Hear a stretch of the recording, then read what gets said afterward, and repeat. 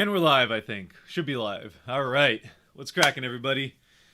Get ready for this last game before the All-Star break. Got a couple people in here already. Kraken take on the New York Islanders, coming off a couple of losses here, 2-3, or I guess 3-2 to both the Pens and Bruins. Both of them after, or not Pens, the Rangers and Bruins. Both of them after comebacks down 2-0. They come back. Both of them finished those comebacks in the third period and then end up losing both those games. But Donskoy got his first goal last night. So second game of a back-to-back. Eberle back on the island against the Islanders for the first time. So Eberle revenge game right before the All-Star break where Eberle is the lone representative for the Kraken. So should be a fun game. And the Islanders, they've been better than the start of their season. They're NHL 500, so better than the Kraken, but definitely not the best season, and definitely not what people expected the Islanders to be coming into this season. I know I picked them to go to the finals against the Avs, so it's not been the season that Islanders fans really expected, but it's the Giordano jersey, you know that. But yeah. Good to have people in here. Game gets started here in just a little bit. So we'll have probably another 10 minutes till the game gets started. Can hang out if you guys got any questions, things you're looking forward to, things to look for in this game. Obviously, the power play has been a big issue over the last couple weeks. So hopefully the Kraken can get the power play turned around. If not, I guess they've got a few days and a bit of a break to go back to the drawing board and get that turned around. Sergeant Pickle's in here. Message retracted. I didn't see what that was. But good to have you in here.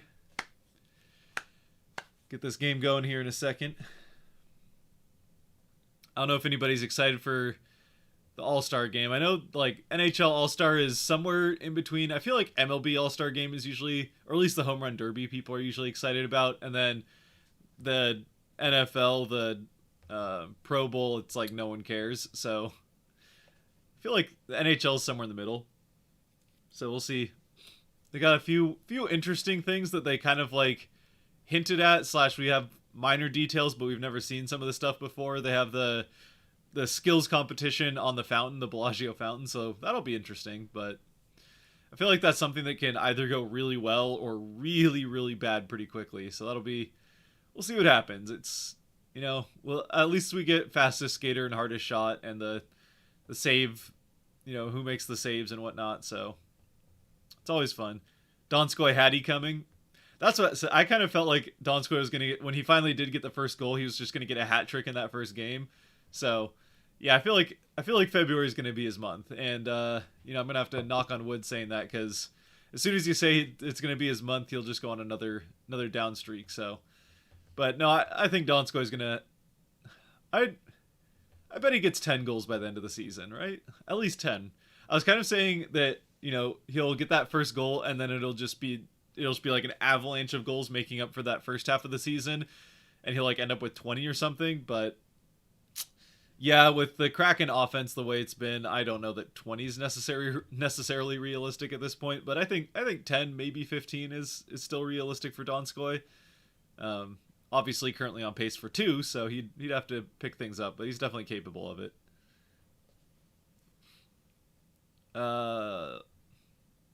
What's the last live game I was at? What was the last live game I was at? I think it was their last home game. Yeah, I don't remember. It was Nashville.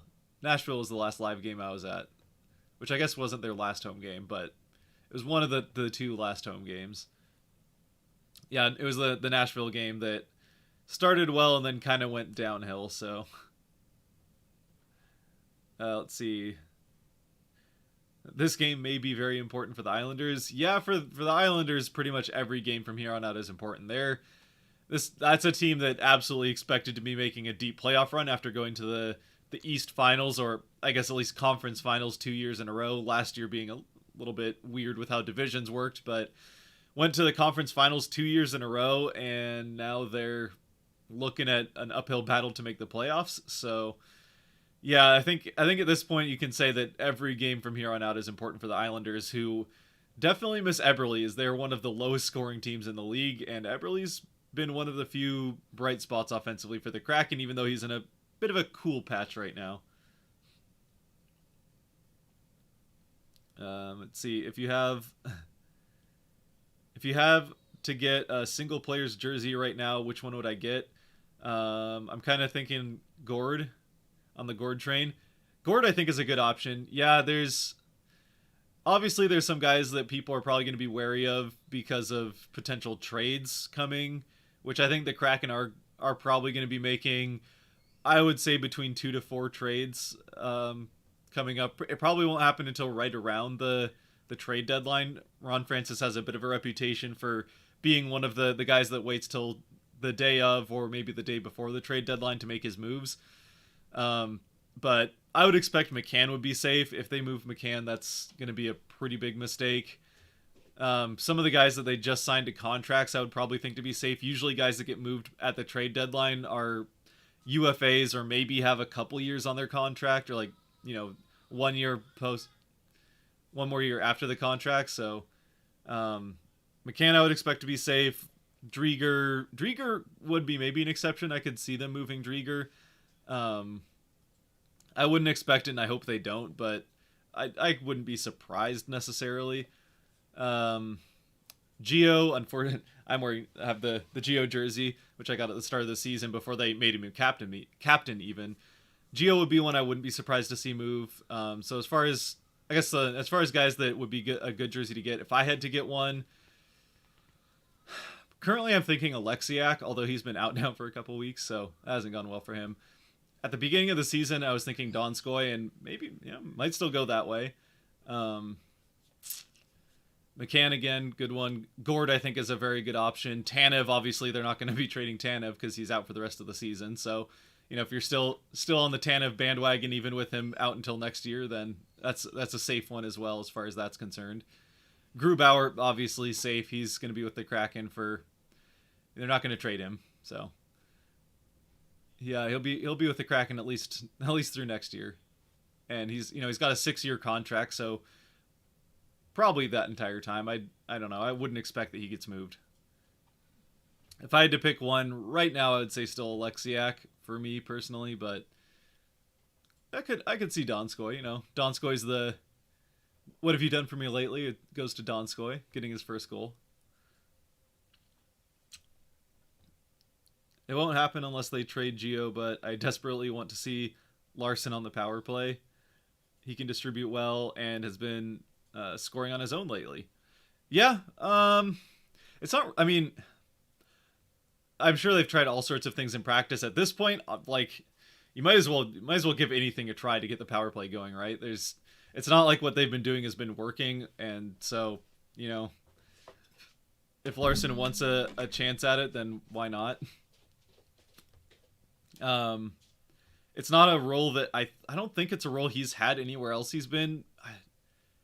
Maybe in Edmonton because they don't have a lot of defense. I don't actually remember what. I didn't watch a lot of Oilers over the last few years, other than like McDavid and Draisaitl highlights. So I don't. Yeah, I don't know the Oilers well enough to know if he played. I don't think he played much on the power play, if at all. And he definitely hasn't. I mean, again, he's currently with 4 goals tied for his career high. So yeah, it's worth a shot, right? At this point, anything's worth a shot to get the power play going. Um, and I think Dunn still definitely should be probably PP1 power play court. He's their best offensive defenseman, so he definitely has a spot. And then Gio's the captain, so it's unless Gio wants to give it up, which again to try and get the team winning, why not? But I wouldn't expect it. But yeah, if Gio gets traded, then maybe. I could see them giving, like, if they don't trade Susie, I could see them giving Susie a chance on the power play when he comes back. Larson's obviously the most experienced. Alexiak, there's no reason they wouldn't, maybe give him a chance either. He's pretty good with the puck. So, yeah, if Gio gets traded, it'll be interesting to see who fits in as the one other than Dunn on the power play.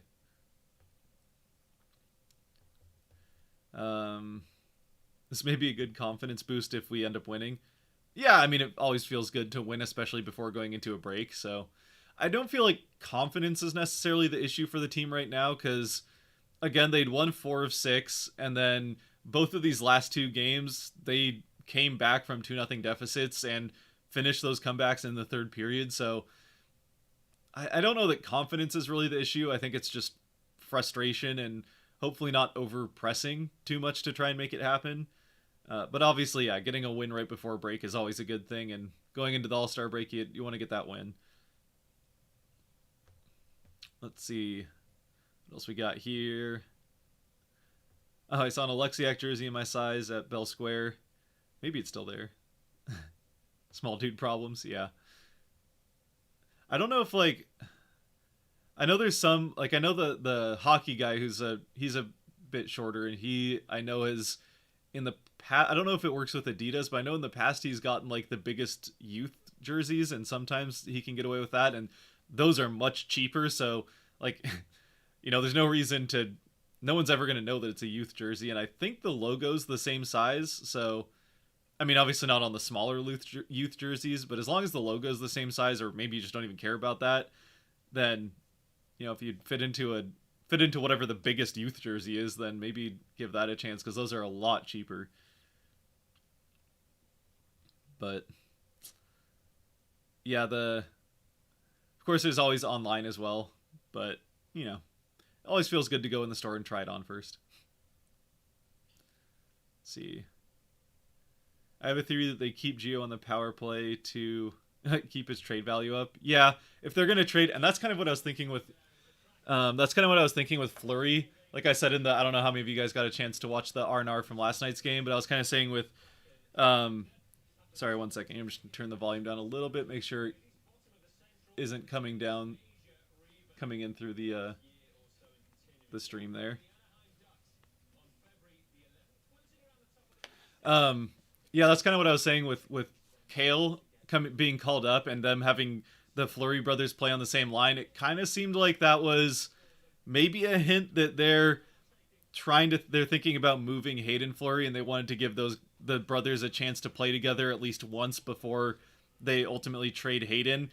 And part of the reason it's possible, sorry, stumbling on my words a bit there. It's possible that part of the reason that Fleury's been getting as much playing time as he has lately is that they're trying to get his trade value up a little bit before potentially moving from him. So yeah, Fleury's one that I would expect at least one defenseman to get moved, and I could see it being Fleury. It seems like that really hasn't worked out ever since Fleury got, like, early in the season he was looking really good, and then he got sat for a couple games in a row, which didn't really seem to make sense, but that seemed to really kill his confidence, or I don't know, maybe it was stuff that was in practice that killed his confidence, but either way, he hasn't looked the same since really kind of mid-November. And I think especially with Borgen jumping him on the lineup, I think there's some frustration there and it really hasn't worked. So Hayden Fleury is one that I could see getting moved. But Gio as well, yeah, I think, if you're going to trade a guy at this point, there's really no reason to take him out of the lineup because you want to give the most looks and give him the best looks possible to try and get that trade value up. So I mean, Gio has enough of a track record that I feel like his trade value probably isn't going to change a whole heck of a lot between now and the trade deadline, but he's already been on the power play all season long, so if you take him off the power play, maybe that affects it negatively. I didn't realize you were allowed to trade the team captain. Yeah, I mean, it happens every year, I feel like, at least. I mean, just this last offseason, last year, there was a couple captains that got traded, so it happens. It's definitely not super common, but it happens.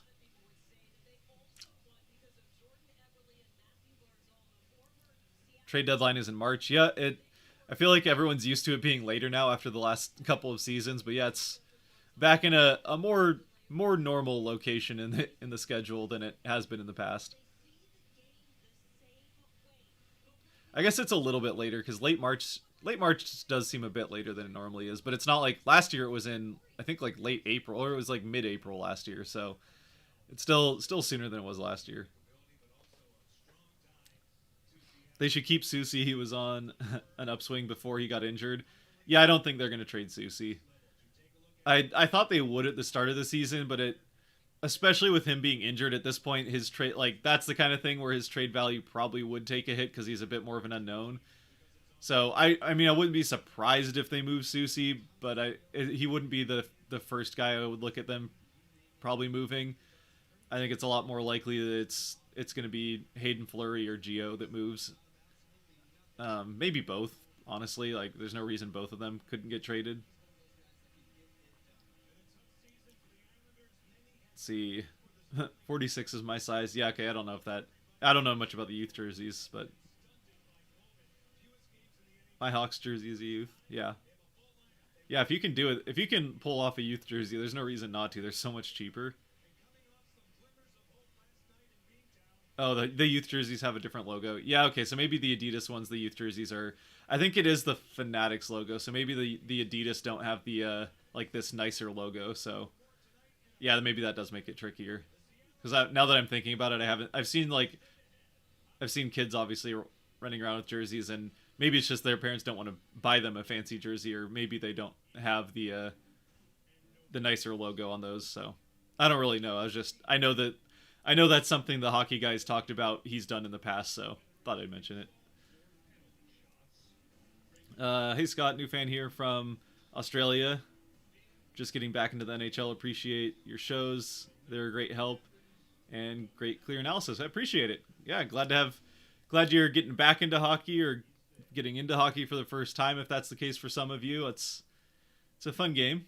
I feel like I think the only problem with hockey is just the exposure. It's just not really advertised, which has been hockey's own problem, and it's not the most accessible sport either, since obviously you need a sheet of ice, where like basketball, there's hoops everywhere, and I mean, not like football is super accessible either, but all you need is a ball and you can go play two-hand touch. So outside, like, accessibility is an issue, and yeah, advertising is kind of an issue, but hockey is a great game, and I feel like I don't know a ton of people that have watched hockey and not liked it, so yeah.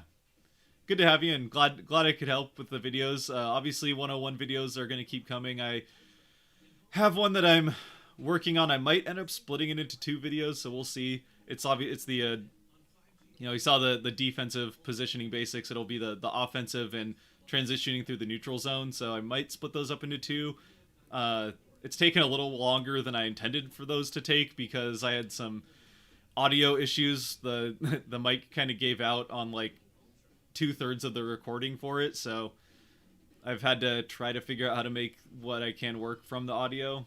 But I'll have some time with the All-Star break coming out. I'll have some time to get those out, and I have another video that's planned for the All-Star break as well. So we'll get some non-R&R stuff as well.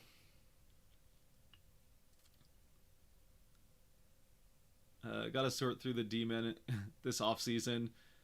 I don't think they carry 8 shooters on the roster, especially with having a full AHL team next year. Yeah, I was surprised they took as many NHL ready defensemen into the season as they did.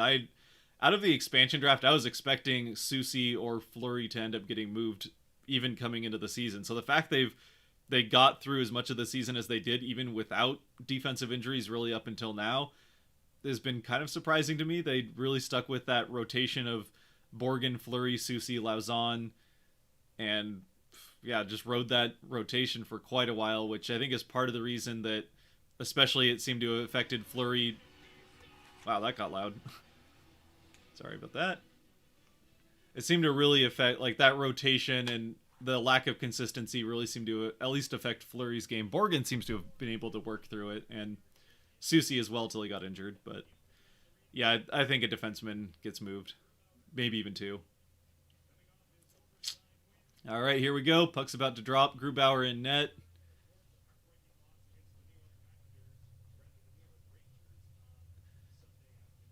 Back in the new building for the Islanders that they've had some trouble winning in. Face-off won by the Islanders. Try and keep getting through some of these. Yeah, Alexiak on contract through 2026. Yeah, like, any of the guys they signed in free agency, I wouldn't really expect to get traded just because longer contracts are harder to move. And usually, if you're gonna make a trade of a guy that has a longer contract, that's gonna happen more in the off season than by the trade deadline.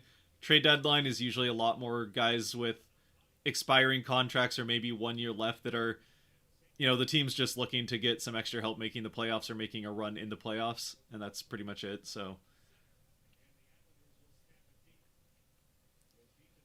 yeah, guys like Alexiak. Again, the only reason Drieger I think is a possibility is just because he's a goaltender, and there's always teams looking for goaltending help. Um, yeah, Alexiak, Wemberg even probably doesn't get moved at the trade deadline. Larson probably not. Obviously, Grubauer's not going to get moved. Eberle, I can kind of see Eberle getting moved. I think he has 2 years left on his contract, so that's short enough that. Oh, oh, big shot by Donato. Did that go off a post? I thought I heard a ting. And someone just slid into the goal. I don't know who that was sliding into the goal. Oh, Fleury brothers back on the same pair, so they're giving him another game. Here we go. Face off in the Islanders' end. Let's see who we got out there. Donskoy, Wemberg, and Donato. Donskoy with a shot that goes wide.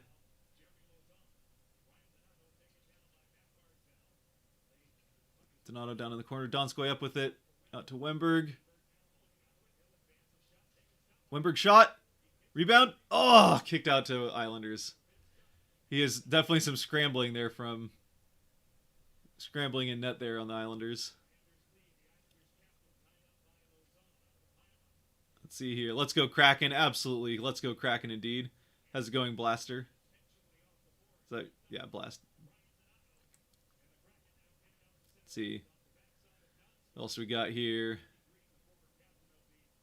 I'm getting my first Hawks jersey in the mail sometime soon. Looking forward to it. Nice. I assume that's Seahawks, right? Probably not Blackhawks or Atlanta Hawks.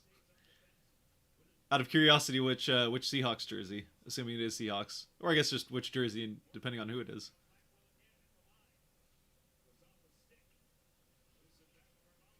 I guess it could be Winterhawks as well if you're a big Portland Winterhawks fan.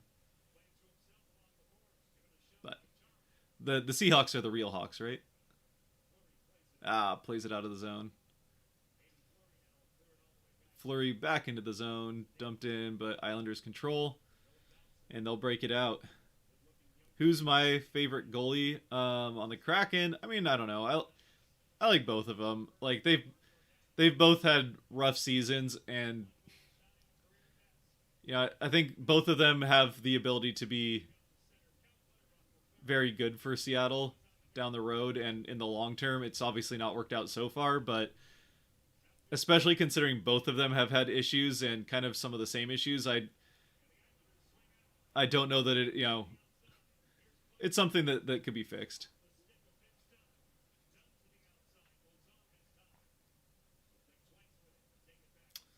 I guess I don't really have a favorite. I definitely like, if I had to pick one, I would probably pick Grubauer just because I was an Avs fan before the Kraken came up. So, watching Grubauer for the last couple of years in Colorado, it definitely helps with the familiarity there. And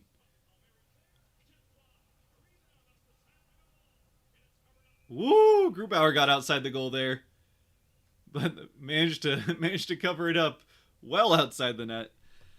That got a little dicey. He took away the angle, and whew, he's just sitting on it like 6 feet away from the goal. Who's my favorite player on the Kraken?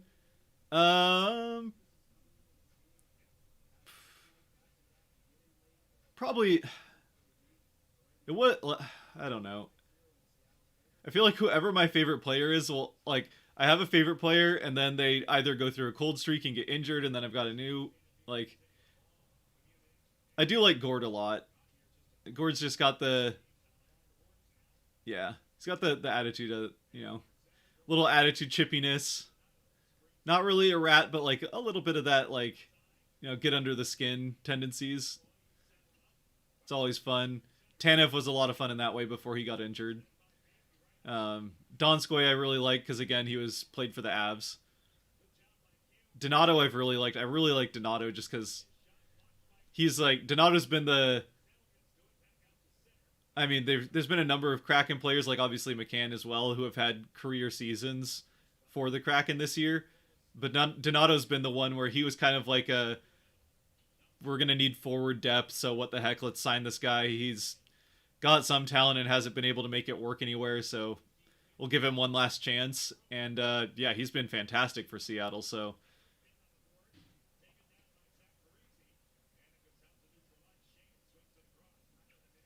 I don't know if I have like one clear favorite, but Alexiak, I also really like Alexiak. Obviously, he's been out now for a couple of weeks with a couple of different issues, and now they just put him on IR today. So we'll see when he gets back. Hopefully after the All Star break, but or not too long after the All Star break anyway.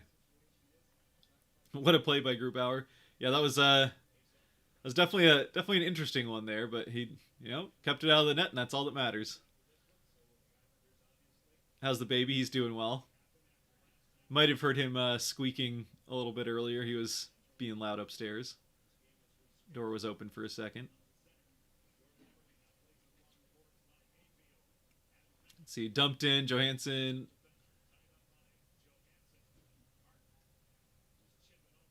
I like never know whether they call him Johansson or Johansson because he's Swedish. So I mean Johansson's the Swedish way to pronounce it, but you know what, if the guys on the telecast are going to call him Johansson, then I assume they probably have the inside knowledge that that's how he wants to be called, or he's at least okay with it. So is that a guy with a Tampa Bay, like an old Tampa Bay Bucks jersey on?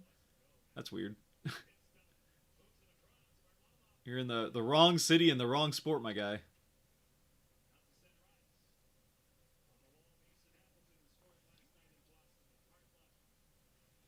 Let's see. Yep, good old fashioned 12th man jersey. Oh, okay, nice. Nice. Yeah, I haven't gotten a 12 jersey, but I've thought about it. I still need to get like the Wolf Gray one, so maybe I'll get a 12th man Wolf Gray. I was going to get an Earl Thomas Gray one like years ago, just because it would be an Earl Gray jersey, which seemed funny, so. But then, the whole. That was like the second season that I was thinking about doing that was the whole season where he got injured, and then there was the drama, and he ended up never playing again. So, well, I guess he played for the Ravens for like half a year, but you know what I mean. Just kind of disappeared off the face of the earth all of a sudden. Kind of just back and forth here. Not a Grubauer makes an easy save, and not a lot of chances being given up on either end, which is that's kind of the game you expect when you play the Islanders. They're not going to get up. They're not going to let up a lot of chances, and certainly not a lot of goals. But they're also not particularly adept at scoring goals themselves. So this is probably like a 2-1 or even 1-0 type of game. Got icing coming back down to the Kraken end.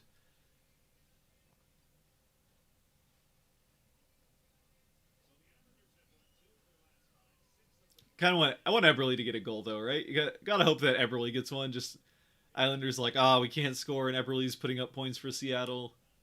Then Eberle does it in the back in New York on the island.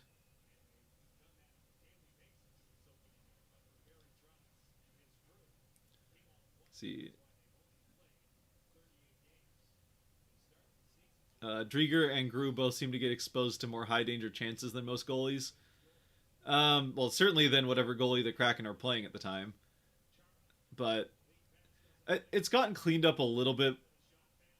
It's definitely gotten cleaned up more recently, but especially the first like 20 games were awful for that. They were just constant odd man rushes, and even when it wasn't an odd man rush, they were just letting the opposing team carry it right into the offensive zone and then get like at least one free shot off, even if it wasn't an odd man chance. Like even if it was 2-on-2, they were still just letting guys just waltz right into the offensive zone and take a free shot, which you can't do. And they have cleaned it up, so. Like saying offside? What are they saying here? Tripping. Okay. Oh, it's Barzell.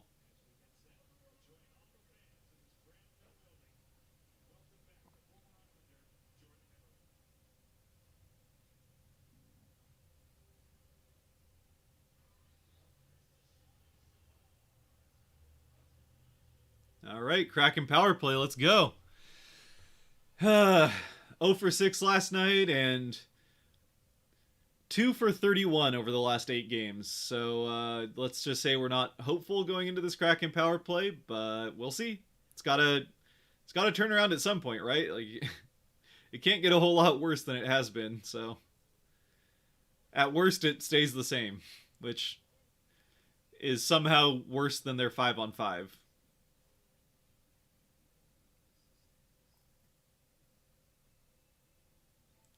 I don't like Vince Dunn. Uh, he makes food long shot. I don't know what I'm assuming you didn't mean. Oh, good. Okay, I see. He makes good long shots, but just for no reason, I don't like him. All right, fair enough. Yeah, I'm a huge. I really like Dunn personally. I think he's. I feel like he. That's one of the picks where everyone's like, "Oh, the Kraken should have taken Tarasenko," and I mean, in hindsight, sure, Tarasenko's having a fantastic season for the Blues, but at the time, Tarasenko had. I mean, he still has a big contract, so that hasn't changed. But at the time, he had, with that big contract, some questions about how he was going to be recovering from his injury. There's all of the drama between him and the Blues about how his injury had been handled. And ultimately, that's kind of like you're taking a risk on a guy that, I mean, the ceiling's still pretty high and there's still a lot left there if he can come back from the injury, but it's also a big contract to eat if he isn't able to come back from that injury. So I understand why they didn't go with Tarasenko, and just because he's having a good season with the Blues doesn't mean that that same thing would be happening with the Kraken right now. And Dunn is a younger defenseman that the Kraken will be able to, have control over signing him to his big contract when, or, whatever his eventual long-term contract is. The Kraken have control over that when it gets to that point, and his best is still ahead of him. So I still think they made the right choice taking Dunn in that one. But the if you're looking to just be as good as possible in year one, then yeah, probably Tarasenko was the better pick. If you just want to be as if the goal was just to be as good as they possibly could be this year and not worry too much about what the future looks like, then yeah, Tarasenko was probably the right call. But they wanted to actually be competitive past just this season, and Dunn is probably the right pick for that long term.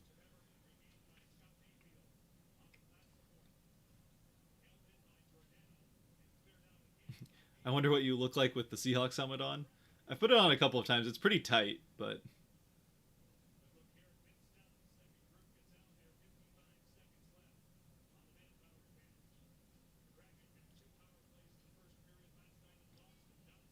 tell you what, if the Kraken win, I'll put it on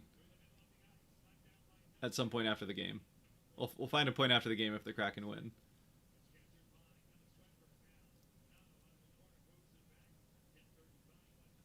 Another point for trading Geo. He wanted a team cat instead of a team dog.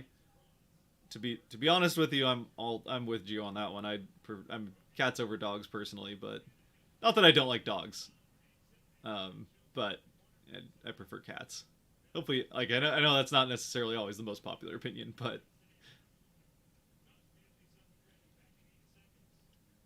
well, that power play was bad. So yeah, more of the same. It seemed like they got like. I mean, it is the Islanders. They're going to make it hard for you to get into the offensive zone, but yeah, like they had a chance in the offensive zone and the puck snuck out and they never managed to get back. So, oh yeah, there's there's some power play frustration there. Gord is not happy on the bench. Set a I don't know how many of you can lip read, but he said a not friendly word on the bench. Not to anyone in particular, just kind of yelling it. Yelling a word that I'm not going to repeat because I like being monetized. Or at least not having restrictions put on the monetization. Also because some people just don't want to listen to it. And you know what? I can respect that. There goes the power play. Yep, it's gone already. Killed off before you even realized it was happening. Let's see how this goes. Yeah, I mean, it's the Islanders, so it's not like the most. I guess I should have known this probably wasn't going to be the most entertaining game as far as like action and goals and that kind of thing. So, we'll just chat all game long and we'll see what happens. Eventually, a goal has to get scored, even if it doesn't happen till overtime. It has to happen eventually. First minute of power play looked better, but the second was nothing. Yeah, I don't even know if they got through the first minute with it looking good, but yeah, it was kind of the backwards from that first power play or what their power plays have looked like. They had a decent start, and then as soon as it fell apart a little bit, it fell apart completely and never recovered. So I guess that's what 2 for 32 now in the last 8+ games, 8 games plus the half of a first period. Thoughts on Matt Barzell? I just got into hockey this month. He's my favorite player. Found your channel while learning. Yeah, Barzell's really good. Obviously, people in Seattle love Barzell because he played for the T-Birds. So, yeah, Barzell's a very good player, and I feel like he's underrated just because the Islanders are not a team built to score a lot of points, and he's really struggled. Like he in particular, that line has really struggled without Eberle this year. So like, I mean, and Eberle was their highest scoring winger last season. So why they exposed him in the expansion draft, I still don't really know.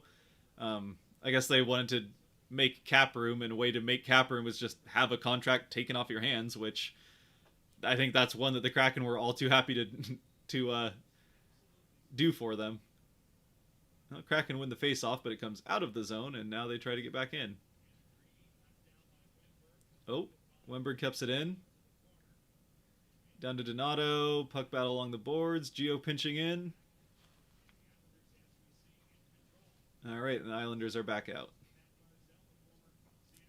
But yeah, Barzell's really good. I think he's like his scoring is just limited by the state of the Islanders. It's just not.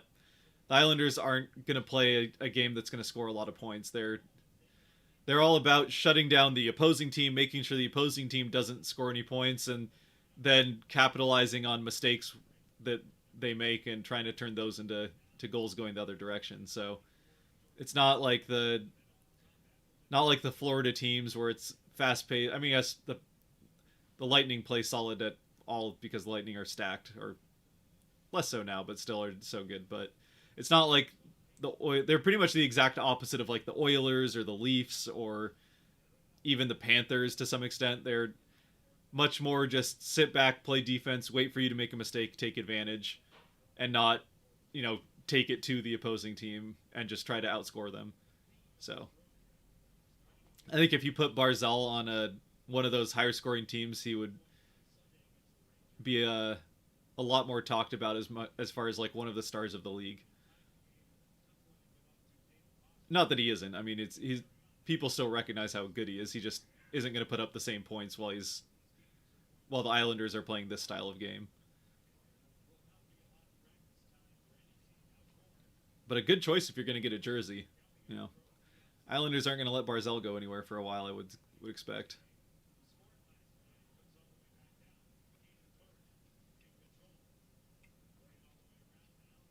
You have a girlfriend now. All right, good job, Riley. Good news. That's exciting. Congratulations.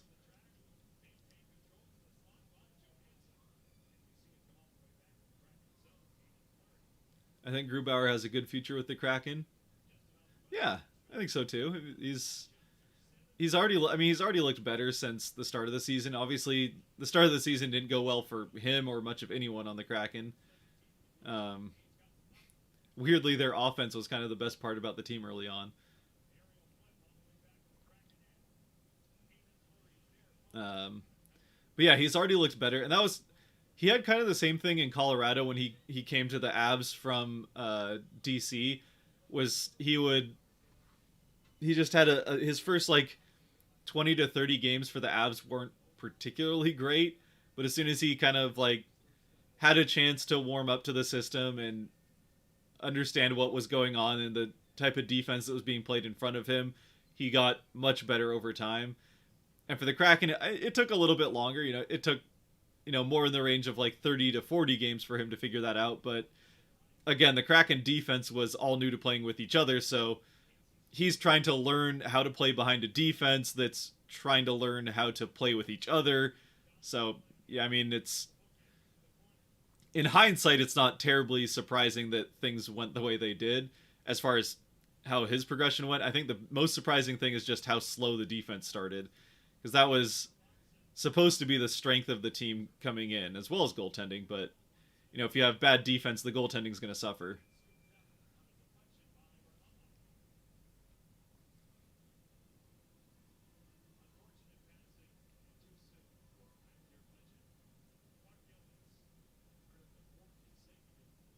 Let's see, what do we got here?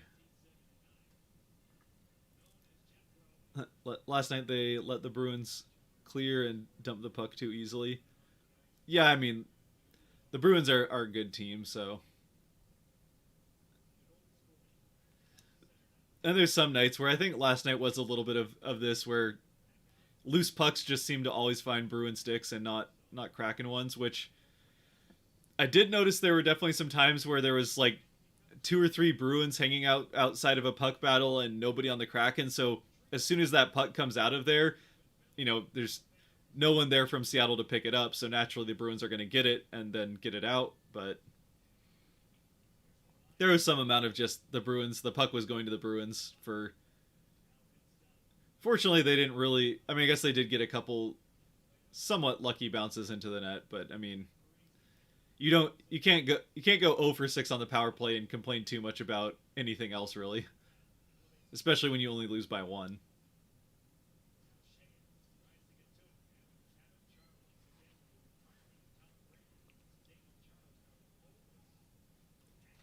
Well, that fell apart. Yeah, that was. I assume we're still talking about the power play, but yeah, it was not a good power play.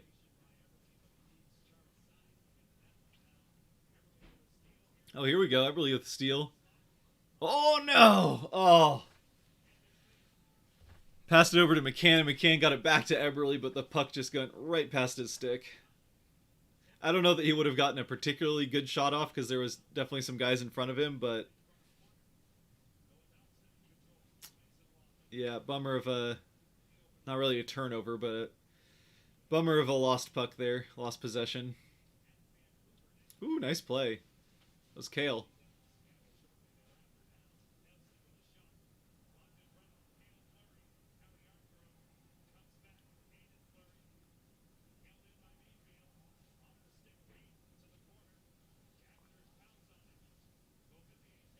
Let's see.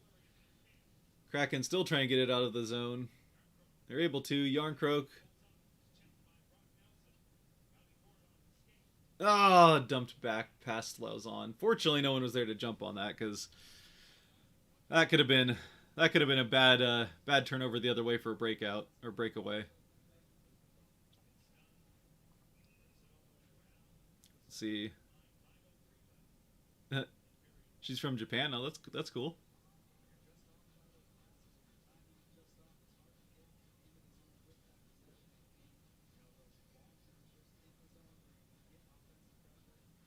Living where you are now, right? Not still living in Japan, or living in Japan, or just from there? Just out of curiosity. I like to say that I always had faith in Gru. Yes, there's definitely a number of people that were, and I would say like I never lost faith that he would get better, but just because I didn't have faith that he wouldn't that Grubauer wouldn't get better doesn't mean that I couldn't recognize that things weren't going particularly well for him either, even if it wasn't all his fault, but still. There were definitely some soft goals let in, as well as the odd man break ones. I know we're not gonna. I know we're probably not gonna make the playoffs this year. Uh, oh, but what do you think about next season? Next season can be postseason contenders. Yeah, I mean the core's there again. The Kraken just kind of dug themselves into deep of a hole early on, and then obviously a 9-game losing streak at the middle point of the season doesn't help either. Um, but again they're down by record. They're down with like, I mean, not quite Montreal. That's a whole different kind of bad, but they're down with like the Coyotes and the Senators and now the Flyers, who have had an awful go of it themselves. But they're not getting like blown out consistently like a lot of those teams are. A lot of their losses are 1-goal losses or like a 2-goal loss where one of those is an empty netter. So they've been in a lot of games. They just, they keep giving up the extra goal rather than getting it. So, if you have a few more of those go your way, then this season already looks different. And they'll have another off season to build on the core that they have during free agency. Another draft, they can build out their AHL team much more and actually have their own AHL team next year. So they have more options there as far as being able to call up guys and stuff. Yeah, I would like. I mean, I thought they were a fringe playoff team this year, and because of the start they had and the defense really not, it just, as a team, they took a while to figure out how to play together. I don't think it's too much of a stretch to say that they could be contenders to make the playoffs next year. I don't want to say contenders in the way that they're not going to be, one of the 10 best teams in the league, but they could be one of the 16 best, which is generally speaking what you need to top half of the league is what you need to make the playoffs. So yeah, I don't think playoffs are out of the question next year by any means. And if you come up on the other side of a few more of these 1-goal losses, which is some of it's due to goaltending, then maybe you'd still have a shot at the playoffs this year. But yeah, it's not going to happen this year. And maybe they're in line to potentially get a very good draft pick in a draft that has a lot of talent at the top end, even outside of Shane Wright, if they don't get the first pick. So they could get another pretty good guy on top of. They'll also be getting Matty Beniers next year. He'll finish up his last year in Michigan this year, which he's had a fantastic season for Michigan. So, and he'll be playing in with Team USA. So if you're watching the Olympics and watching Team USA, Beniers, the second overall pick for the Kraken in this last draft, will be playing for Team USA. So that'll be fun to watch.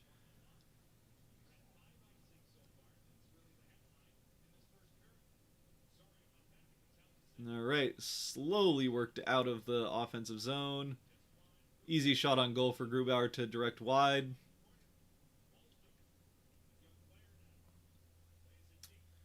Yeah, Kraken keeping, well.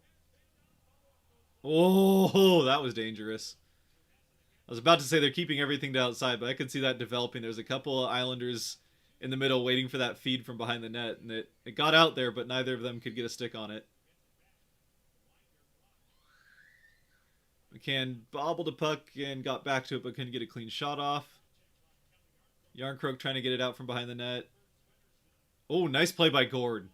Nice play by Gord to steal that puck. Done out for a one-timer by Lazan. Oh. Wow, Yarncroke got held there a bit, but no call. Ooh, missed passing play. Islanders had a chance there. 3-on-2. Good job by Lauzon there. Good defense. I think Lauzon, I haven't seen as much people complaining about Lauzon, so either they got tired of it or people have recognized that he's started to look a lot better, which he has. Lauzon's definitely improved. He's gotten a little bit less over-eager offensively and letting guys get behind him, which was definitely an issue early on.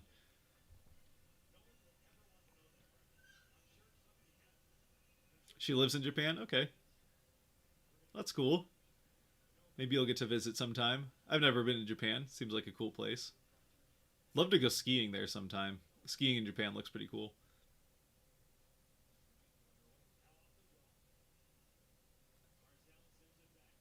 Here we go. Wenberg behind the net. Out front. Fleury, Hayden Fleury to Kale. No, other way around. Kale Fleury to Hayden Fleury. Gets past Donskoy. Hayden pinching down. Donato can't get it out from behind the net. 2 Islanders. Oh, Kale to... Oh, nice play. Kale holds the line, got it out to Wenberg for a good shot. Save is made, though, so... No goal, but that was a good play by Kale.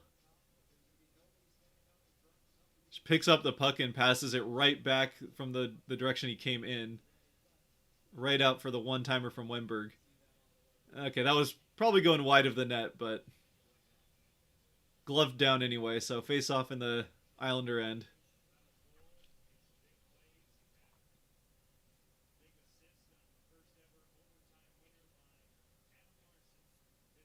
Offense these last 2 weeks has been fire. Yeah, I mean... You know, they've scored 4 goals in 2 games, so it's not... But they've been pretty good. They've been pretty streaky all year long, and they definitely had a lot of... I mean, compared to that 9-game losing streak where they definitely had issues offensively, they're getting a lot of chances, and especially... I mean, that Ranger game, 42 shots on goal, or 39... High 30s, low 40s, depending on where you looked, it seemed like, but... Yeah, they've definitely been putting the pressure on other teams. Still a little bit of thinking too much before shooting in some cases and overpassing, but...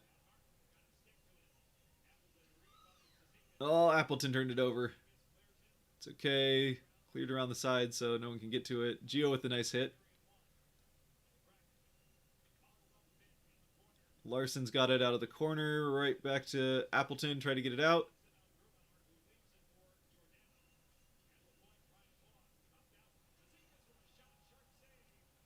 What happened to Gio there? Gio, like, fell backwards pretty quick. I don't know if the putt... He was just... Oh! Good positioning by Grubauer. That was a dangerous chance there for the Islanders. 11 shots for the Kraken, 4 shots for the Islanders. So yeah, again, outshooting the opposition. They just can't finish. It's a bit of an issue. Of course, I would say they haven't had a whole lot of dangerous chances. Most of the shots they've had are from the outside, so that's where shot totals can be a little deceiving. Just because they're getting shots off doesn't mean that they're, you know, necessarily the best chance to actually go in the net.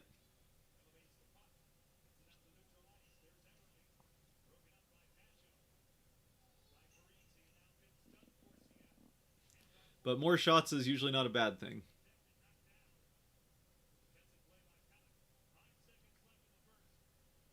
And sometimes those shots from the outside end up going in. We've seen that happen.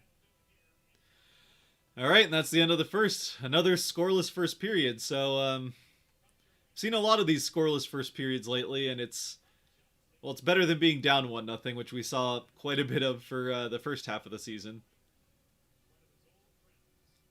All right. End of the first, still 0-0.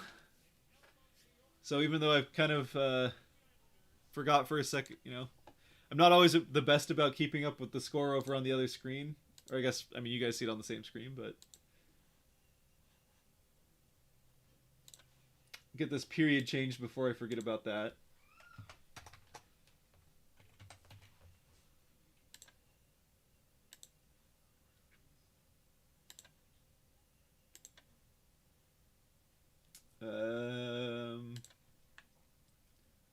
Sorry about this. 1 second.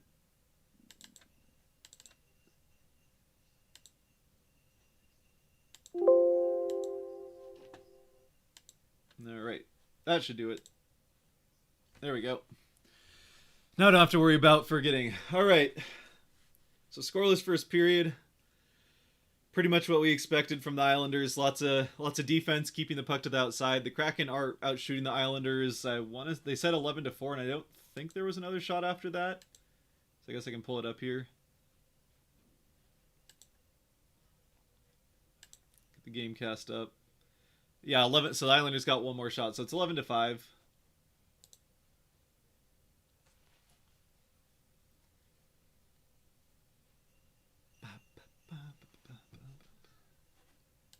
See if I can pull this up. See what the possession graph looks like. Hold on. Kraken Islanders. All right, so it's here. Let me. So there's the possession graph there from the first period. So the Kraken got a bit of an advantage, but you can kind of see the shots on goal down here are Kraken are. I mean, it's not all the way to the outside, but it's still kind of the outside of the slot and definitely not the high danger area. Meanwhile, the Islanders' chances, yeah, there's a big ugly looking red circle right there where we don't want to see it in front of the Kraken net. But you know, still not a terrible period. Kraken have better have the edge as far as possession is concerned. So that's always good. We need to keep making spaces. Yeah, the Islanders aren't going to let up a lot of space. That's just kind of the way the Islanders do things. They don't allow space. They're not gonna give a lot of. We're not going to see a lot of open shots this game. It's going to be a lot of. If the Kraken are going to score, it's going to be kind of getting a puck towards the net, and then hopefully someone's there for a rebound and a puck can find a Kraken stick, or you take a shot from the outside and try and get a deflection. But the Kraken are going to score with guys in front of the net. They're not going to score with empty chances or a whole lot of odd man breaks or breakaways or anything like that. It's just not really the game the Islanders play. So as long as the Islanders can play their game, which it's kind of hard to get them off their game, then yeah, it's going to be a low scoring one and definitely more of a grinding hack and whack type of game, as Forsland might say.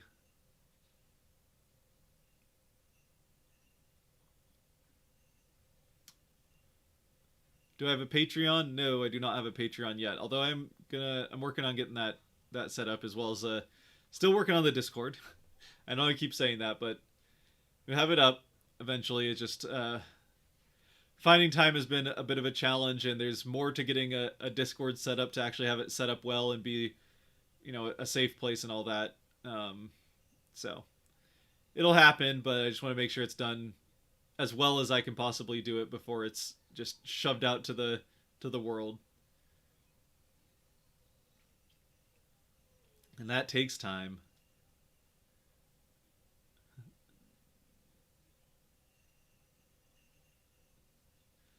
Let's see. Let's see. Oh, saw an island. Saw an Islander fall down and thought a tripping call was coming. Yeah, I mean, yeah, the last couple of games against the Rangers and Bruins have not been particularly well officiated, so I think it makes sense to feel a little bit on your toes when it comes to the officiating and see a guy go to the ice, wonder if a call might be coming, regardless of whether or not there should be one. And that's not to say that it's all been against the Kraken.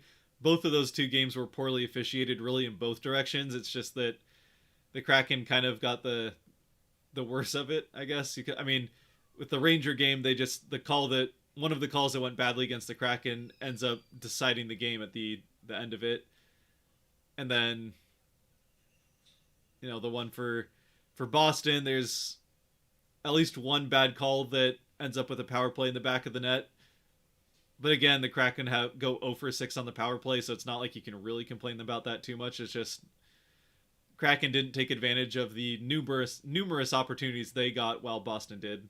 And regardless of how those opportunities come, if you have more of them and you can't take advantage of it, then it's hard to really complain too much, even if the opportunities the opposition get don't come from the best calls in the world.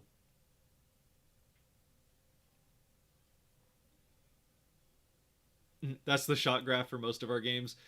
Yeah, it's been a lot of shooting from the outside from the Kraken. I don't know where to pull it up, but I know I don't know if it's JFresh or another one of the stats guys on Twitter that does NHL stats pretty well. Had a graph of Kraken shots, like a heat map of Kraken shots from across the year, and It's pretty heavy up by the blue line. We'll say that. Yeah, pretty heavy up by the blue line. Lots of shots coming from the outside for Seattle. Not that's kind of been the problem with the offense. While they are getting a lot of shots, they haven't been great always about getting in front of the net. There've been times where they have, but yeah, they've had trouble getting in front of the net as well.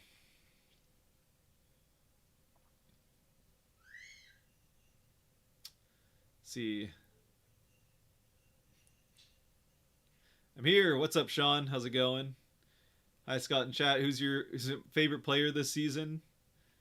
Yeah, feel free to throw like, let me know what you guys like. Who your favorite player's been throughout the season? Throw that up in chat. Let's see where some of our favorite players have been. I know like earlier I said, Sean, you weren't here if you just got here, but I don't know if I've really had one favorite player at different points of the season. Like Gord was my early favorite for sure. Just the energy and that kind of getting under your skin. It's always fun to have on your team.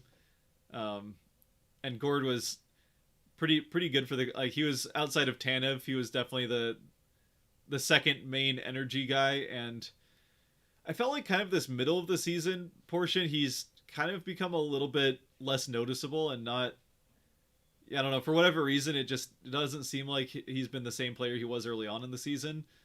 But Alexiak, I've liked Alexiak a lot this season, especially kind of the, like, December. I thought Alexiak had a really good month in December.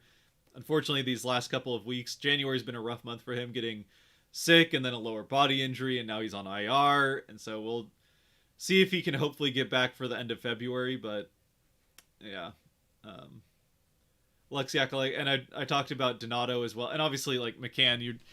I feel like there's not too many people who aren't going to be a fan of the leading goal scorer for the team. So, but Donato, I've really liked watching Donato, and watching a guy that this was probably his last chance in the NHL, or at least like last real chance, and he's taken absolute advantage of it. So that's fun to watch. So Donato's definitely up there as well, I think, for me.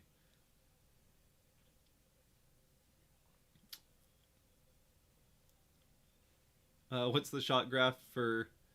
Oh, that's the shot. Yeah, I already said that one. Need to just shoot when it's in the slot.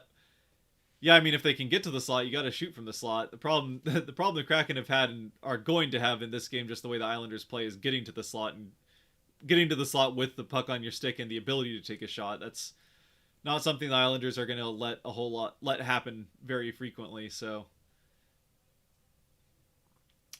but just taking shots in general, if they're not going to give you the inside and you can get shots from the outside, then ideally you want chances coming from that high danger areas in front of the net and the slot and that whole area. But the Islanders are going to shut the area down as much as they can. So sometimes that just take a shot off on goal, and maybe like you absolutely have to have guys still in that area, even if there's going to be some pushing and shoving and cross checking and all that good stuff that happens in front of the net, especially with a defensive team. Shoot it at the net. Hopefully you get a fortunate rebound and get the second chance, and that's what gets in. That's kind of what the Kraken are going to need to get past the Islanders. So we'll see what happens. Still 2 periods left, and someone's got to score.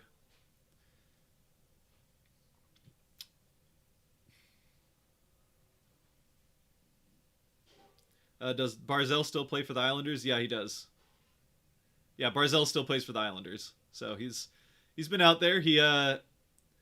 I would say probably the best chance the Islanders had at scoring this period was a 3-on-2 chance with Barzell and a couple other guys, and Barzell's pass was good. The second pass didn't get through, and so they couldn't get the shot off. But yeah, Barzell's out there, and again, I kind of talked about it earlier, where Barzell's been a bit of a victim of just the Islanders' offense being terrible. But yeah, he's been, he's doing what he can with the tools he's given, and he's offensively, his season has definitely struggled from the Islanders losing Eberle to the Kraken. So, sucks for Barzell, but good for the Kraken. Jared McCann, there's a Jared McCann best player or favorite player. Yeah, again, hard to not like the guy that's put the most pucks in the net. and he's been one of the better stories as well. Like the only reason I haven't didn't really mention McCann as much is just because it seems like the easy answer, but McCann's been to me he's been a surprise this season. Like I mean I expected McCann to be a contributor for sure, but I didn't expect him to be a leading goal scorer and going for 20 goals in mid-February. So um, that's kind of more what I was expecting from Donskoy, to be perfectly honest, and hasn't really happened. Or even Apple. Like I kind of I will say coming into the season, for whatever reason, I was kind of expecting the seasons that Appleton and McCann have had to be switched for. I mean, I don't really know why, but maybe there's a ginger bias there. But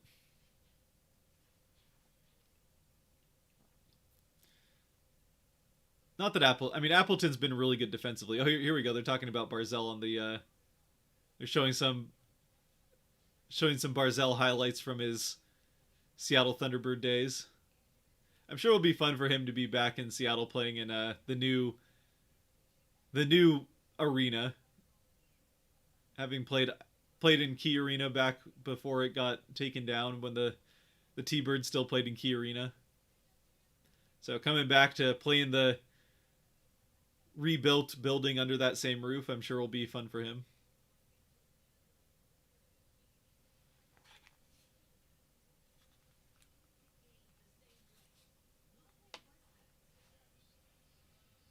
Oh, so they're talking they're talking to Barzell here in the first intermission. That's kind of fun.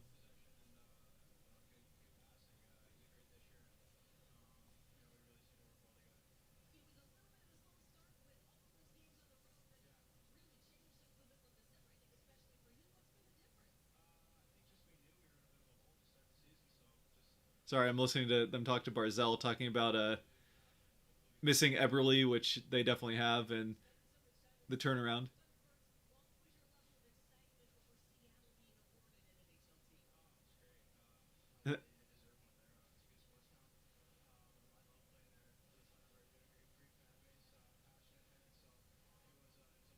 It's kind of funny. You don't usually see the not too frequently you see a team call one of the opposing players to have an interview like that, unless it's like someone that's been like I'm sure the Flames will talk to Geo on one of their intermissions, but unless it's that kind of thing, you don't see that too often where a team comes in and pulls one of the opposing players to talk to in the intermission interview. But well done there from Root. A lot of things I'm not happy with about Root Sports and their handling of the Kraken, but that was a fun interview to see from Barzell. Yes, they did choose highlights Barzell highlights from against the Silver Tips, which was kind of funny. Stoke that rivalry a little bit more for the Seattle fan base.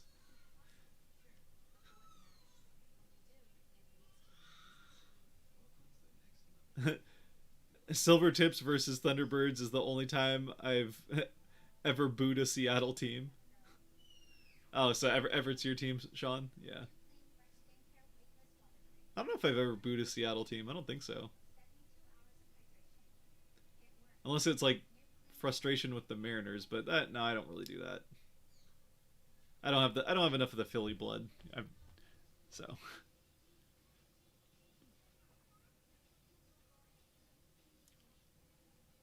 welcome back, Riley. Hope your phone call was good.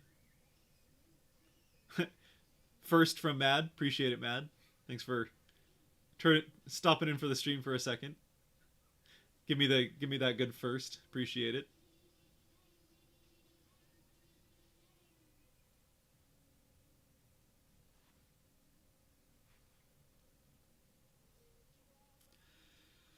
All right, what do we think? We're gonna get a goal this period, hopefully from the crack. Get a goal from the Kraken. We don't want no Islanders goals. None of that.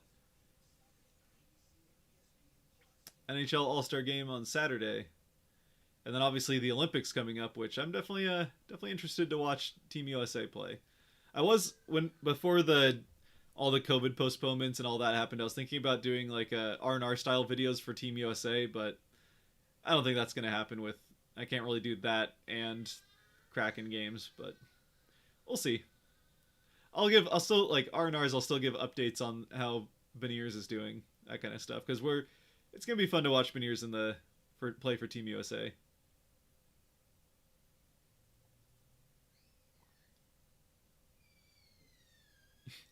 This game is still more exciting than taxes. Well, yeah, that's.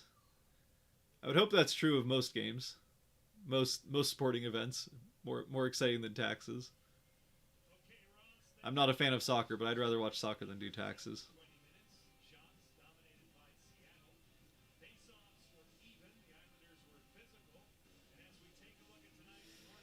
Here we go, looking at some stats. 11 shots for the Kraken, 5 for the Islanders, and a bunch more stuff that they took off the screen before I could read it.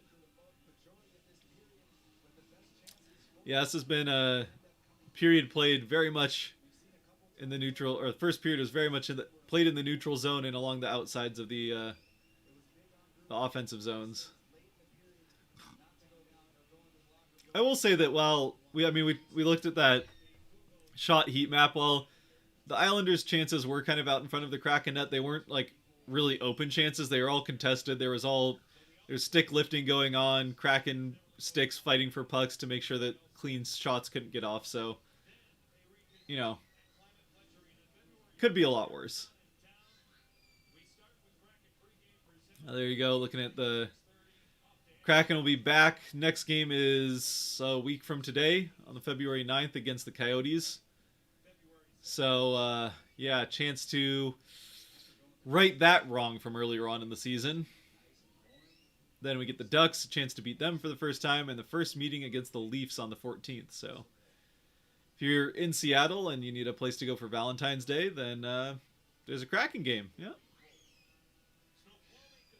That's what it's definitely that's the best possible Valentine's date is to go to a Kraken game. I can't think of a better one.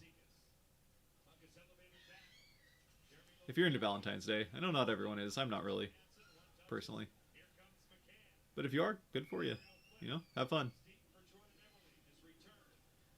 Eberle to the puck in the corner. Kraken holding the zone here for a second. Bobbled puck by Johansson. And... oh, Eberle out front. Defensive stick got on it. And it's chipped out. Back in the second period here. Kraken... oh! More defense. Puck almost bounced to the net from Mccann's shot, but it got deflected in front, so that won't count as a shot on goal. Got blocked right in front of Mccann. Palmieri along the boards, back behind the net. Out to the line.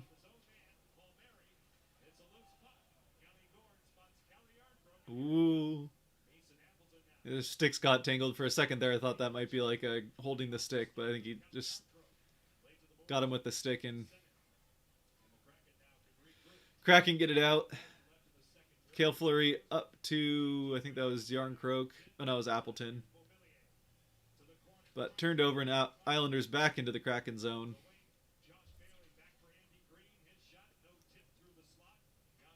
Yeah, the Islanders are definitely playing the shoot through the slot and look for tips in front of the net style that the Kraken need to go with as well here. The Islanders are going to force their game plan, so you just got to go with it and play the defensive hack and whack type of hockey to try and get goals in.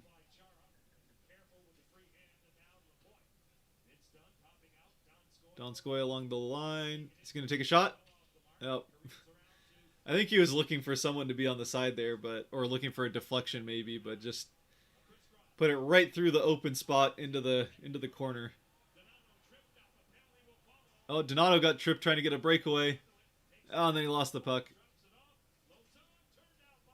Oh! Lauzon down in the slot. Oh my goodness, that was such a good chance. Oh, Donato almost got a partial breakaway, but got tripped trying to get into the zone. Still managed to get the puck back, get it to Lauzon as he was coming into the zone for a shot as they come... shot coming right down the slot, and the save just got made on it. But Kraken get a power play as it's Barzell who gets caught for the trip on Donato. Good shot from Lauzon, just good blocker save by Varlamov. All right, Barzell in the box. Used to play in Seattle, doing Seattle accidental favor here.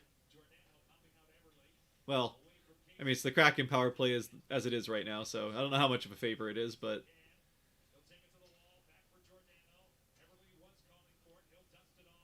let's see here. Passing around the outside.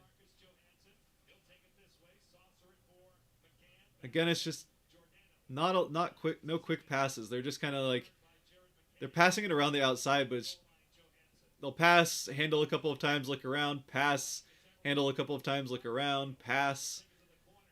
What you need is what the Bruins did against the Kraken to get both those goals last night of a couple quick passes and shoot. You just there's no point in passing it around if you're going to allow the Islanders to get set up as soon as if you're going to let the Islanders get set up defensively to handle every pass you make. Well, they held the zone for a minute.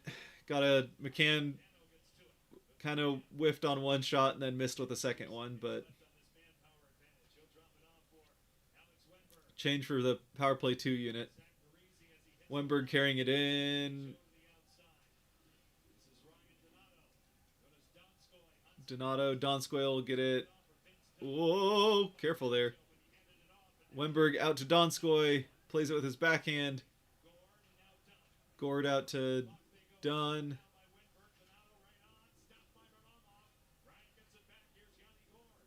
Gord's going to go back up to the point to Dunn. Back to Gord, back up to Dunn. That was a quick pass at least. Wennberg thinks about it, then takes the shot. Oh, Gord lost it. Oh, get it back. Whew. 4 seconds left. Islanders have the puck, and they will survive the power play.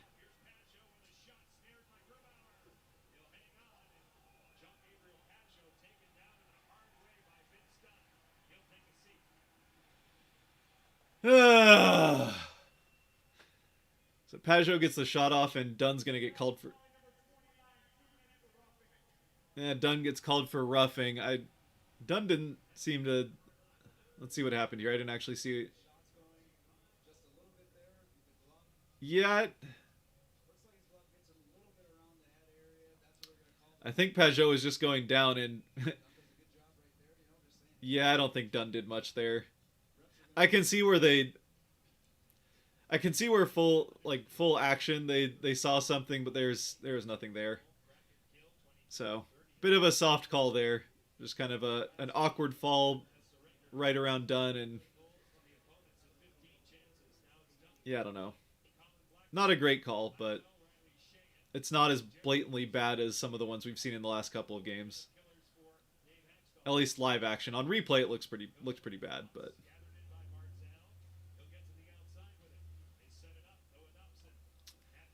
All right, let's see if the penalty kill can bounce back after a rough night last night. Oh, the puck bounced around behind the goal. I thought it was behind the net for a second, or like in the net.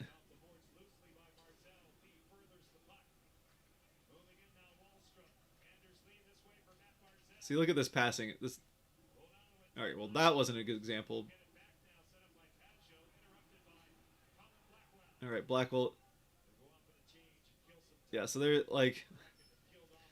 I mean, you can see how much faster the puck is moving there for the Islanders on their power play. It's a very good example of just like the... Oh, there's a nice pass. Whoa, that was a dangerous chance.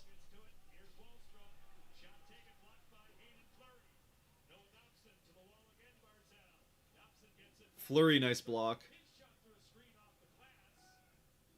Goes out of play. I mean,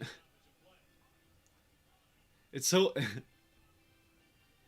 Yeah, I feel like these two power plays are very... Makes it pretty obvious what the Kraken power play is missing. It's just it's not like the Kraken power play is set up the way it should be, and it's not that they're moving the puck to the wrong spots. It's just way too slow. You can see the Islanders moving the puck around a lot faster, and when they have a chance to take a shot through a screen or something like that, they're not afraid to do it, where the Kraken are just seem happy to slowly pass it around the outside, looking for like the perfect opportunity rather than just taking a decent one and hoping for something good to happen. Which, you know, if you're looking for rebounds, which again, in a game like this, you know, if you've got more guys out on the ice to potentially pick up a rebound, so why not just shoot it on net? I don't know. I don't know. Ooh, little chippiness in front of the net.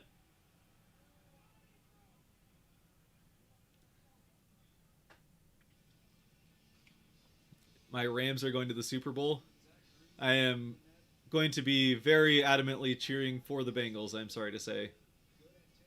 Sorry to say, Eggonator, I am 100% hoping that that goes for the Bengals. But exciting, always exciting to have a team you cheer for going to the finals, so, you know.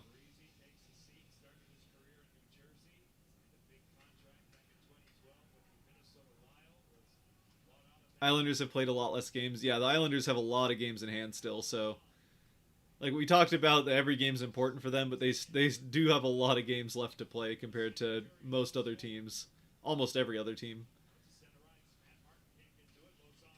Them and I think like Ottawa has a lot of games in hand as well.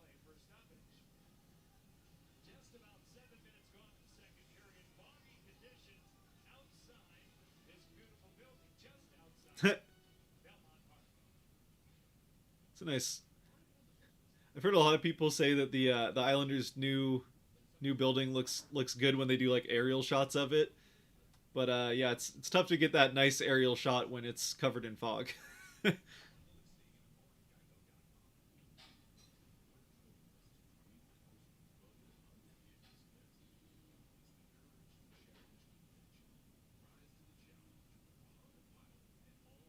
Can you do a jargon breakdown sometime? There's a lot of silly phrases I've only heard in hockey.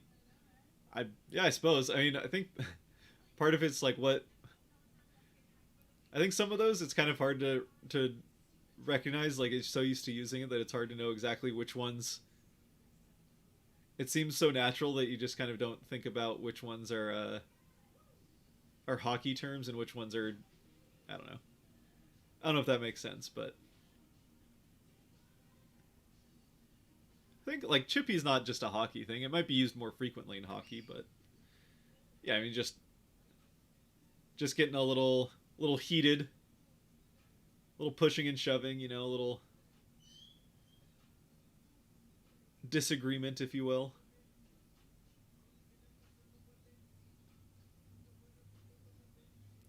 I think it's not. Maybe it's more just that things don't get chippy as often in other sports. Like you definitely see it in the NFL, but not. I feel like it's a lot more common in hockey even than the NFL that things get a little heated, and maybe it's because hockey allows fights and allows a lot more as far as pushing and shoving and stuff like that, where the NFL doesn't really allow it. Part of that, I'm sure, being that they have gloves, so you can't do a whole lot of damage with a glove. Not that they feel great to get hit with, but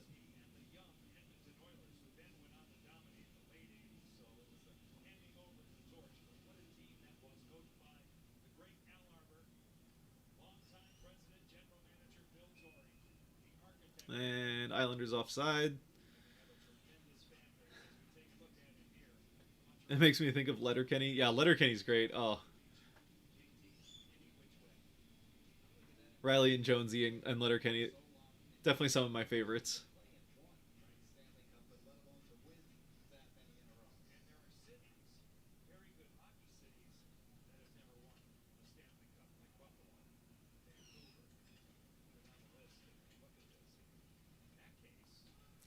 Talking about hockey cities never winning a Stanley Cup. To be fair, Vancouver has won a Stanley Cup, but just not the Canucks. It's kind of the same as Seattle. Obviously, the Kraken have they'll be in existence for the first time during a Stanley Cup this year, so they haven't even had a chance to. Big save from Varlamov there. Blackwell got a good chance. Varlamov was able to follow it around and keep a toe on it. Oh, Geeky fed it in front, but there wasn't anyone there. That's why you got to have someone in front of the net.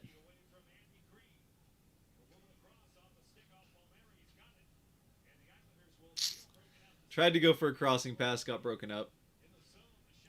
Yeah, the Islanders are just taking away the slot completely, just making sure passes don't get through and really not allowing a lot of net front presence. But that's, you got to make it happen. You got to shove your way in there. Probably not going to have a lot of success carrying the puck into the slot, but you got to at least have guys there to try and chip things in or pick up rebounds.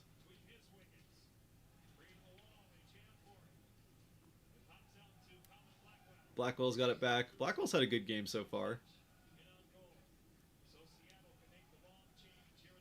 Blackwell, of course, coming off of his revenge game in New York.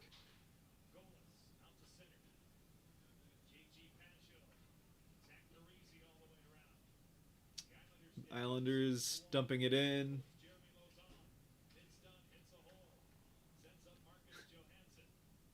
It's always kind of funny. So, like, Dunn there just, like, slammed his stick to the ice. It's always kind of funny when you can tell that they're putting their stick down with some authority, expecting to have to, like, fight to get their stick where they want it, and then there's nothing there, so it just, like, looks like a karate chop to the ice with no, nothing contesting it.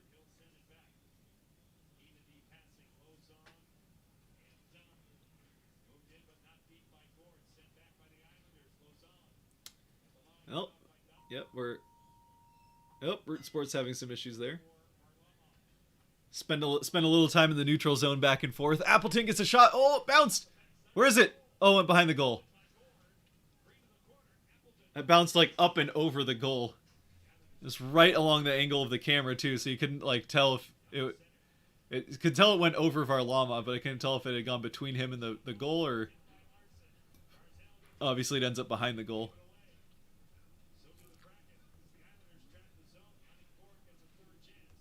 Halfway through the second, so we're at the halfway point of the game now, or at least regulation. This does seem like a game that could be decided by the first goal, and that could happen in overtime. Not that there haven't been chances, but there's not a lot of great ones. Oh,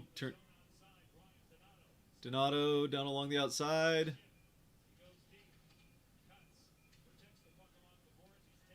Is it? Thought I heard a whistle. I don't know if that was someone in the stands or just hearing things, but it's definitely not like a ref whistle. It was like a, I don't know. That was weird.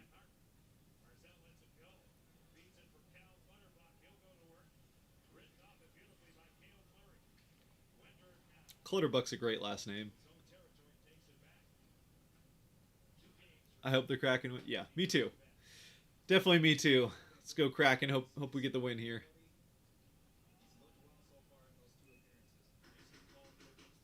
And there's an icing, so first whistle in a while. Yep, first so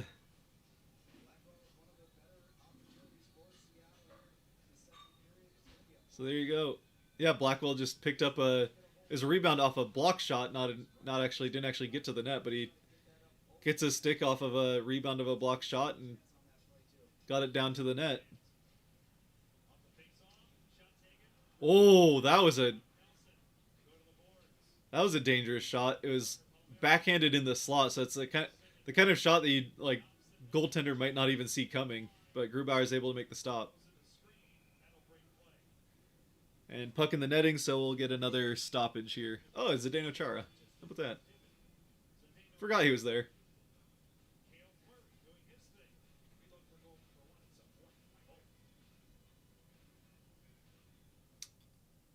Looks like it could be the second time we go to a third period without a goal, though. Still 9 minutes, so plenty of time. Or 8 minutes, I think it was, so plenty of time, but...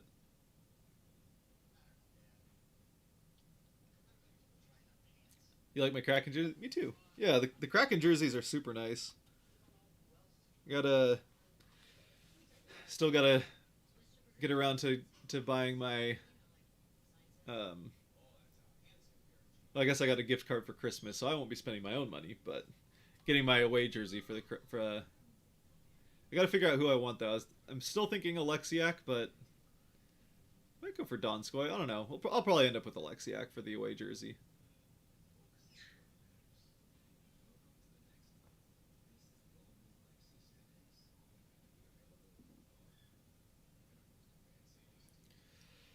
All right. What else we got here in the chat?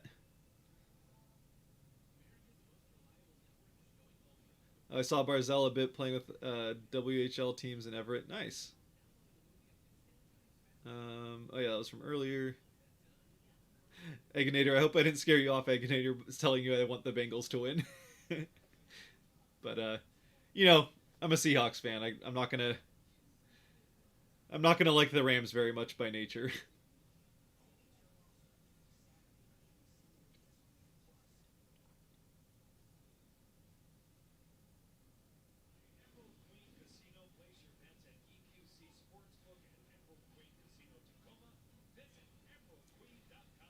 All right. Where can I see the game? So I mean, I can't stream the game itself for all sorts of copyright reasons, but it's on. If you have ESPN Plus, you can watch it there. It's on Root Sports, cable. If you're in the Seattle area, Root Sports on cable. Um, yeah, it's. Otherwise, I mean, there's you know, less than legal places on the internet to find it as well that I don't know as much about. Personally, I use ESPN Plus and a VPN to get around the whole blackout thing. Just can't afford cable and well, not can't yeah. Don't want to spend the money on cable. It's too expensive for what it is, as far as I'm concerned. Riley, you hope the Rams win too? Come on, Riley. That's fair. Everyone can cheer for their own team, but it's orange and black for the next 2 weeks for me. Bengals all the way. Plus, I mean, for the Bengals, it's a team that's never won a Super Bowl. So you know what? They got to get one, right? Get Cincinnati their first Super Bowl. They deserve it.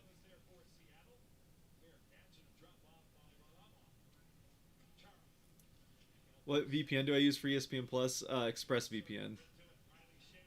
Though, like, I mean, it's the only one I've ever used. So, but I've heard good things about other ones as well. So I don't think, I'm sure any of the big ones. Just make sure if you're going to get a VPN that you get one that you can actually stream on, because some VPNs won't let you do streaming. But I think most of the big ones, like NordVPN, allows streaming.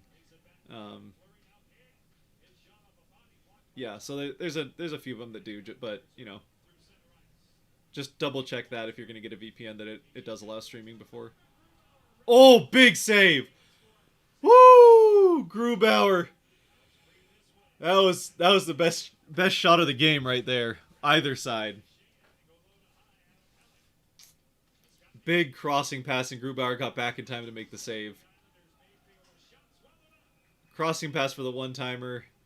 Grubauer makes the save, and Grubauer just made another save with a guy in his face. Yeah, there's the sponsor save of the game. Grubauer just does a really good job of following that pass across. Covered up the 5-hole with the stick. I don't know if that went off. I think that went off his blocker that he got down in the 5-hole, which is something that he kind of had an issue with earlier in the season. Was that having that 5-hole open as he was going across from one side to the other on a pass like that. But he managed to put the stick with his blocker down right on that 5-hole as he got back across to the other side, made the save. So big save from Grubauer there. It's definitely one to remember as this game that will probably end as a 1-goal game one way or another goes along. I mean, the only way this doesn't end as a 1-goal game is an empty netter towards the end. Ooh, nice shot. Got blocked in front though. See that? You know what? I don't hate the shot. There's guys in front of the net, so it doesn't work out. But you still have a chance of finding a rebound there and getting a second chance opportunity, which is what it's going to take. Larson, a self-pass dump in, but can't get to it. Kraken going for a change. Ooh, Barzell trying to get through the Kraken defense. Isn't able to. Wemberg cleans it up. Dumps it up front for Donato. Ooh, Donato, fancy hands. Tried to get back for Donskoy. Couldn't do it. Back, and the Islanders have control. Donskoy took it. Oh! Oh, Donskoy, big save for Lama. Made a nice save on a Donskoy shot, and then Donato couldn't quite get a stick on the rebound. Woo, that was another good chance there. This time for the Kraken though.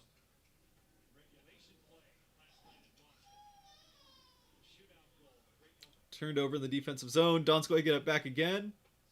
Kraken will go for a change, dumping it in. 5 minutes left in the second.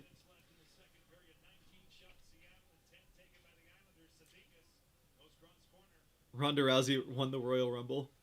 Oh, that's right, the Royal Rumble. That's like, it's whenever I think of it, I like watching the Royal Rumble, but I always, it's one that I'm always like, man, that'd be fun to watch, and then I don't think about it until it's just happened.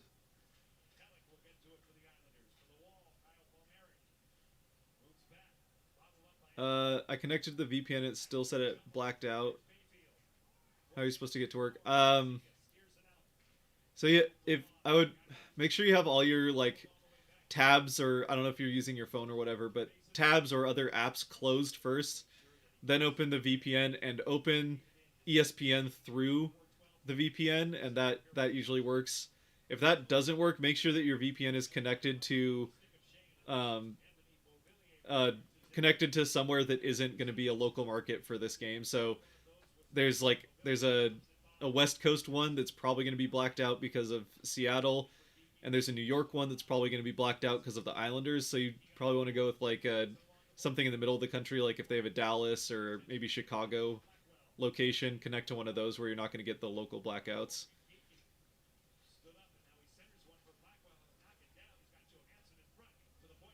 Oh, you have a Fubo subscription.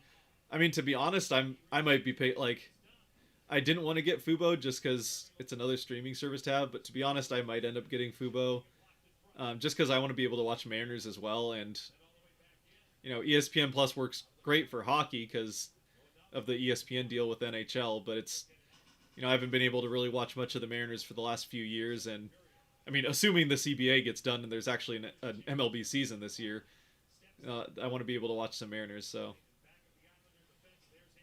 and Fubo does have a lot of other like they have a lot of sports. They have Formula One, which I mean, I watch Formula One on YouTube TV, so that's nice. But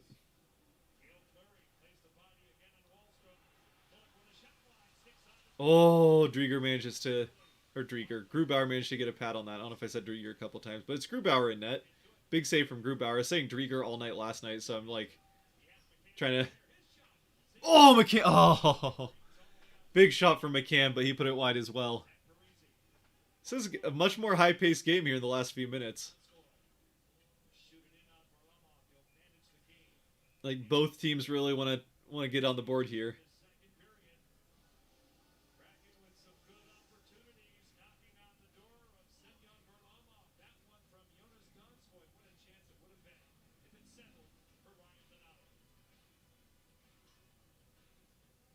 Tech support brought to you by Cheap Seats. I'm not great at it, but do what I can. Try to help. Honestly, like it is a bit of a headache, and the only reason I haven't gone with Fubo to this point is just because Root was talking about how they were gonna have deals with other streaming services, and I was hoping that they would make a deal with like YouTube TV or maybe Hulu or something that we already have access to, so we wouldn't have to go with Fubo. But I mean, if Root doesn't do that, then maybe I'll do your Fubo. Like whenever the MLB season starts, if Root hasn't figured out something else, then I might go for it. But we'll see. I have to figure it out because I don't want another streaming service, but it is a hassle to do the VPN thing, to be honest. So it is cheaper though. It's definitely cheaper. That's for sure.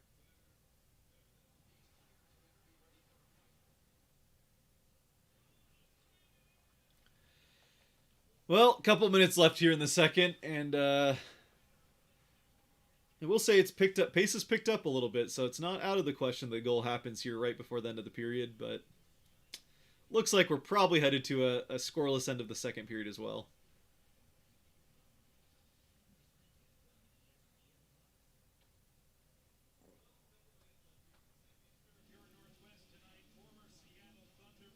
My pro wrestling Mount Rushmore. Uh, Ahsoka. I might pronounce some of these wrong. I know Undertaker. Becky Lynch I've heard of, and Jeff Hardy I don't know. Not I don't follow wrestling a ton, but a little bit in college it was fun. But Undertaker, I think everyone knows. I feel like anyone, even if you've never watched wrestling, you've heard of the Undertaker. Ahsoka, all Ahsoka makes me think of is Ahsoka Tano from the Star Wars universe. So that got nothing on there. That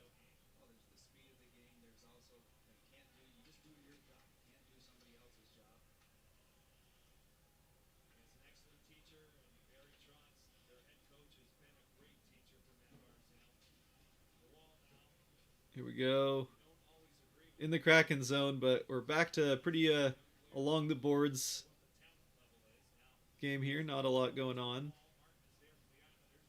Now it's along the boards where we can't see it. Donskoy, all right, Kraken got control. Donskoy out of the Kraken zone with it, carrying it in. Nice.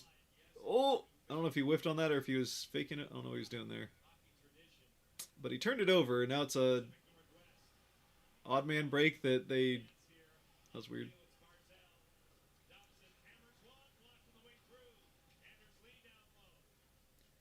I feel like the Islanders had a chance for a 4-on-2 there, and then two of the guys just went off for a change or something, but disappeared.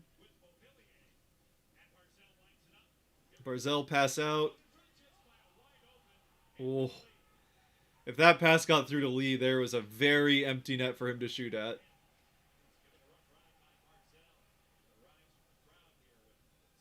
Something going on outside of the camera view.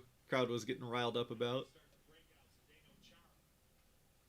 Oh, nice catch. Cut off by Kale. Pass out to Appleton. And it went over Varlamov and out. All right, 47 seconds left. Face off in the Islander end. Oh, Barzell just kind of took a late hit on Donskoy. Not kind of, absolutely took a late hit on Donskoy. Come on, Barzell. Come on, Barzell. You got fans in Seattle. You can't be doing that. I mean, there's nothing wrong. It wasn't a dirty hit, so it was a little later than maybe you would have liked, but no one took exception to it. Just a big hit.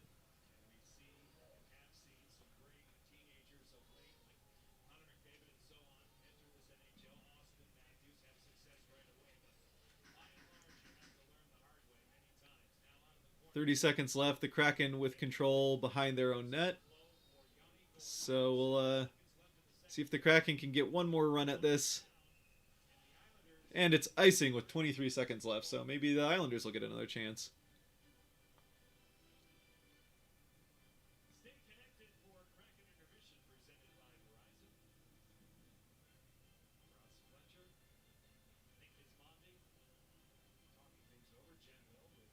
Okay.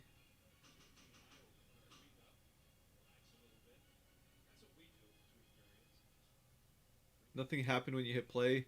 I mean, that might. Yeah, I don't know. That might not even if it's not giving you a blacked out message. That might even just be whatever the app is. Your might be the ESPN app or whatever you're trying to play it off of. That might not even be anything to do with the VPN, but I don't know. Yeah, I'm sorry. Sorry, I can't help more.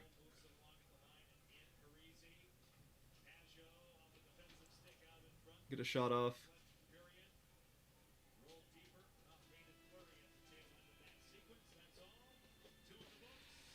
And that's the end of the second. Little pleasantries being exchanged along the boards as the period ends.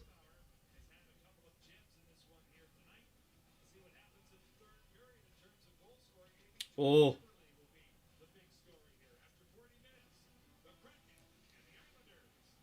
All right. Well, we're after two. I'll get this changed over here to the. Change it over to the third over here on the little. Haven't had to do a whole lot of changing the score of this game. Or any changing of the score for that matter.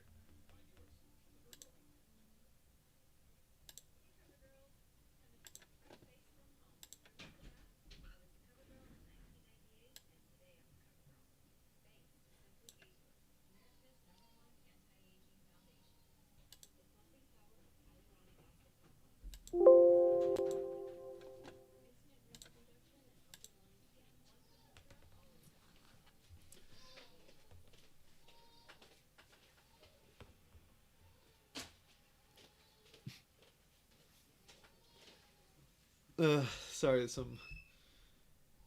don't know if you can hear the little man in the background making some noise.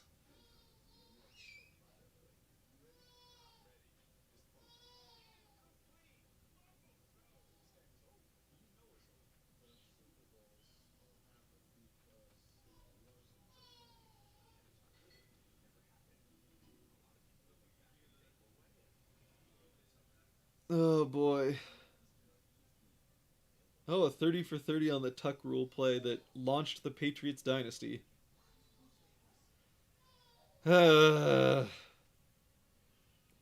you could go and I mean, I don't like the Raiders either, but if you go and take it back, I absolutely would, because, man. I mean, the Patriots probably still win some, but darn Patriots. No one likes them, except for the people who do, and those people are wrong.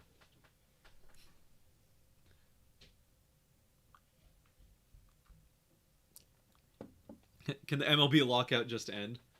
Doesn't sound like it's close. I'm sure. I'm sure you've been following that as well, but yeah, it does not sound like the MLB and Players Association are at all close on the CBA. So yeah, I've kind of felt like all along that baseball's going to have, like, they'll get it figured out just in time to have the regular season happen as normal, but they're not, like, I'd be pretty surprised if there's much spring training at all. Might just be launched right into the season, and honestly, if it's as bad as it sounds like it is right now, then the start of the season might be in a little bit of jeopardy. Oh, rain black. Yeah, blackouts do suck. Blackouts are the worst. I hate. Uh, I mean, like, it wasn't really a big deal before streaming started to become big, but now that streaming's big, it's just like, I mean, the Kraken have had some issues. Like, they should have had so much of an easier time building the fan base right away, but the way, like, too many people in Seattle, the Seattle area, and maybe even you guys or some of them, have had too many issues watching, like, being able to watch games, and that's just, like, honestly, that's just kind of unacceptable. You can't, I don't know, you can't make it difficult to watch your games and, like, expect everything to, like, to build the fan base that you want to build and should have been able to build right out of the gate. There's so much interest early on, and then yeah, it seems like the difficulty of watching games has maybe not permanently turned people away, but certainly in the current, and certainly with the team not being, like, if the team was doing what Vegas did in their first season, then you know people might be a little bit more interested in doing whatever they can to watch games, but they shouldn't have to in the first place. I don't know. I don't know. I could go on all sorts, like, yeah. As somebody who would benefit from more people watching Kraken games and being interested in the Kraken, it's pretty frustrating how poorly they've handled the how poorly they've handled the rollout of accessibility of watching their games. So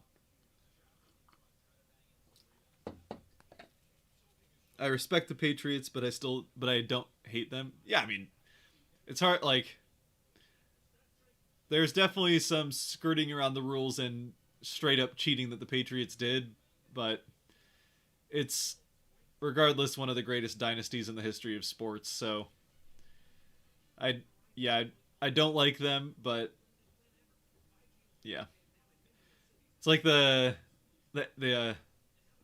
Anchorman thing of, I absolutely hate you, but damn it, do I respect you, kind of thing.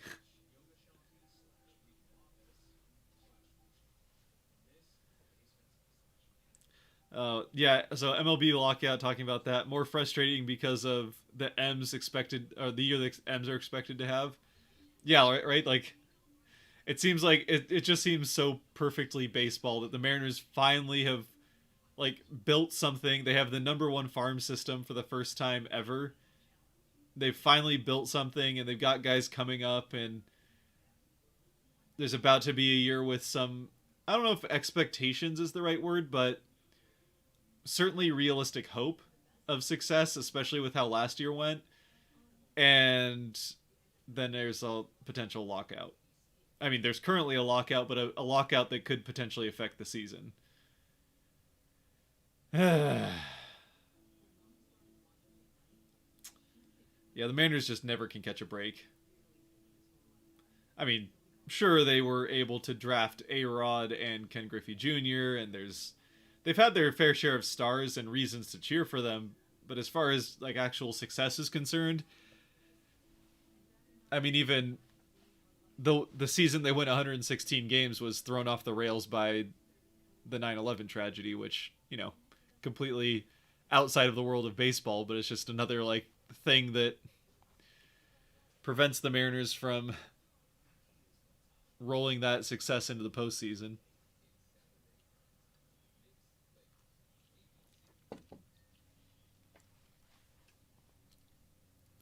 The NHL commissioner seems happy with the Kraken so far. Gameplay aside, yeah, I mean, he's certainly happy that he got the majority of $1 billion for an expansion team, and he's happy that there's a new fan base. And I mean, the Kraken have it slowed down a little bit as it was like it was going to at some points. This has nothing to do with how good the team is, but branding wise, they've done a fantastic job with branding, and they're selling a whole lot of merch. So as far as money's concerned, the Kraken are doing a great job, and yeah, there's no reason for him not to be happy with them. And especially while he's got issues like Arizona on his hands, he's the fact that the Kraken are at least functional out of the gate is, yeah, there's no reason for him not to be happy with it. As far as he's concerned, they're making money, and that's all he cares. So, but they could be making more money if they were doing a better job of getting their product accessible.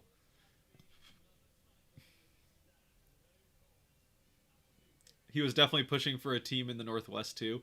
Yeah, I mean, it's not just him. The NHL's wanted to be in Seattle for a long time. It's just that Seattle politics and all sorts of other political and different issues have prevented it from happening for as long as it did. And finally, everything came together, and Seattle was ready to put an arena together to have a team, and the Kraken showed up right away. So, yeah, it's not Seattle not having an NHL team has really not been about the NHL not having interest. It's been about politics, whether it's city politics or state politics, or there's a whole thing with when the Sonics came that there was talk of like the Sonics bringing an NBA team to Seattle was they were going to also try to bring a hockey team, but that was partially just to drum up more support for bringing the NBA here.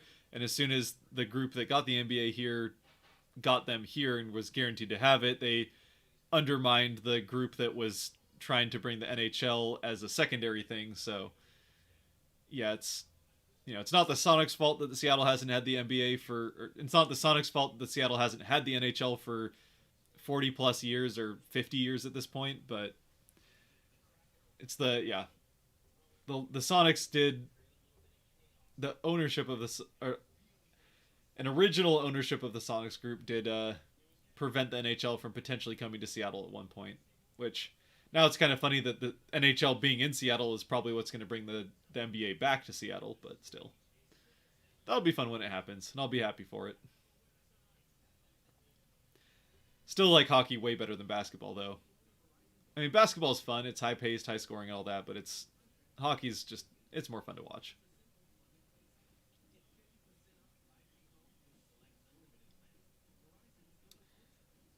If Undertaker was on the Kraken, he would be Seattle in second or third. I don't know. Sorry. Here we go. As a Mariners fan, the day they win a World Series, I would be so happy. Yeah, I think just getting to a World Series, all of Seattle would be absolutely ecstatic for. I mean, the city went crazy just for them having a chance to get into the playoffs. So, yeah, if they even made it, I mean, at this point, if they make it to the playoffs, but if they make it to a World Series, much less win one, yeah, you bet it's going to go absolutely. The city's going to go insane for the Mariners.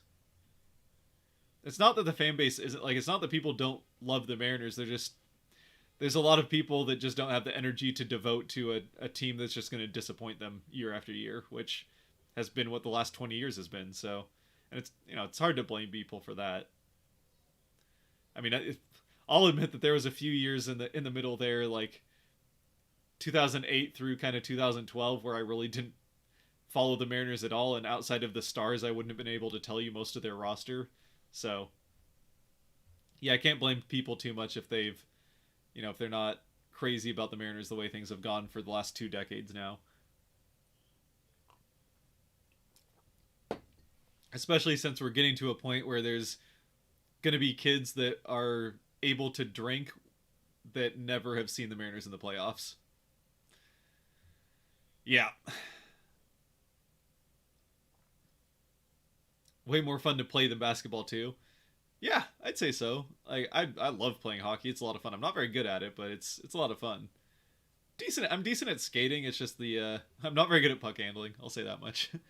Maybe I'd be better as a defenseman, but I play wing, center or wing, play forward. So I don't know. Maybe I'd be better at defense, but not the best puck handler in the world. Which is partially because I've only played for like 2 years now. So,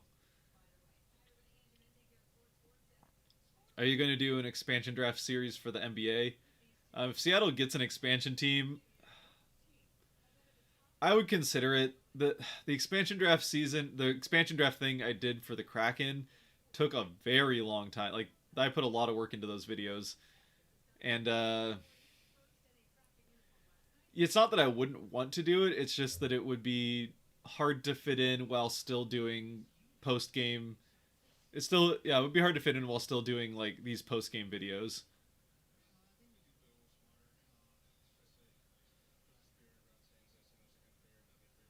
So anyway, yeah, it'd be fun to have the NBA back, and if I could find a way to do a similar style of a video for the NBA for an expansion draft and not not have to, while fitting it into all the Kraken content, then I would probably do it. But I'm pretty. I've had a lot of a lot of good stuff has come from this channel and all that stuff from being a Kraken first channel, so I don't see that going anywhere anytime soon. And while I do want to do other things, and I'll do some Seahawks and Mariners videos eventually. I think we're gonna stick with a NHL and Kraken first kind of mentality, and if I can fit in things like a expansion draft for the Sonics coming back, then I'll do it. But yeah, I don't know. I haven't.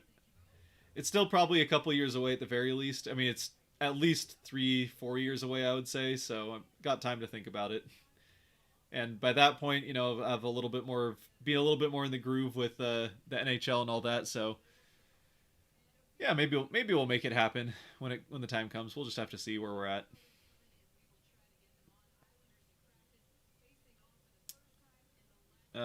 Rip Seattle Totems seemed so close. Imagined if they did get. Yeah, the Totems were close to being an NHL team because some of those WHL teams joined the NHL. Oilers being one of them. So yeah, I mean, yeah, Totems were close, and there's some cool stories with the Totems for sure. And great branding. I love the Totems colors, the black, white, and green. I mean, as you can tell from my channel branding, black, white, and green. I'm all about that color scheme. That's yeah, big fan. So big fan of how the Dallas Stars branding is, except for their logo. I'm not a big fan of the Dallas Stars logo, and I'm not really a huge fan of Texas teams in general. But as far as their colors are concerned, love the Stars colors, and the Totems colors were great, and their logo I really liked as well. Obviously, there's some issues there with making sure that it's acceptable to the heritage that it came from and the indigenous people of the area, or the First Nations people, or whatever the proper term is.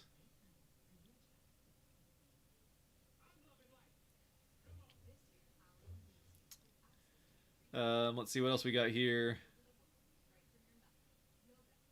I'd probably be too small for hockey. I mean, I don't know. Like, if you're just gonna go play adult hockey, or whatever, just go play a rec league hockey, then it really doesn't matter what your size is. I mean, the league I play in, there's a lot of small people. There's small people. There's a lot of smaller size people that, I mean, absolutely wouldn't make it in the NBA or like, a highly competitive league. But I mean, for one thing, most, especially for like any kind of beginner to intermediate league, they're not going to have checking, so you don't have to worry about getting demolished by bigger guys constantly. Like the league I play in, they, until you get to like a pretty high level, they don't allow checking whatsoever. So, if you're just going to go play in a rec league, you don't even have to worry about not being big. It's pretty much just learning how to skate. So, I mean, I guess what I'm trying to say is if you want to play for it, I'd say, look up a rec league in your area and go for it. I mean, I will say it's a bit expensive to get into. It's definitely a commitment to get all the gear, but it's fun. It's fun. I hope the Sonics come back or the Supersonics come back. Yeah, me too.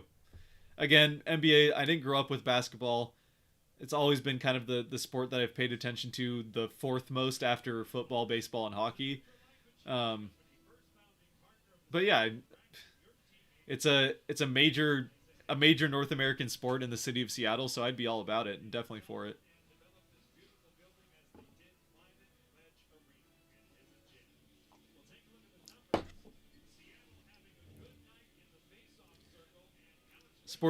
Sports teams that need to come back: the Nordiques, Expos, Whalers, and Supersonics and Thrashers. Nordiques, I think most of Canada would agree with you on that one. Unfortunately, it doesn't sound like it's going to happen. The Bettman's just way too interested in having more teams in the U.S. than having another team in a Canadian market, which I don't know. Like I honestly think Quebec should get a team back. I it has to do with advertising. It's because of and advertising and the Canadian dollar and all that. So it financially right now it makes sense to, I guess, have a U.S. team, but the Nordiques would have way more interest than like a Coyotes do right now. And not to say the Coyotes don't have fans, and I like the Coyotes branding and all that, so it's like not hating on the Coyotes, but I mean the fact of the matter is there just is way more interest for the Nordiques than there is for the Coyotes. So I mean I don't know. I'm sure they have all sorts of financial experts that have done all sorts of research and have reasons for not going back to Quebec, even though they have an arena and are ready for it. But yeah, Nordiques I wouldn't disagree with.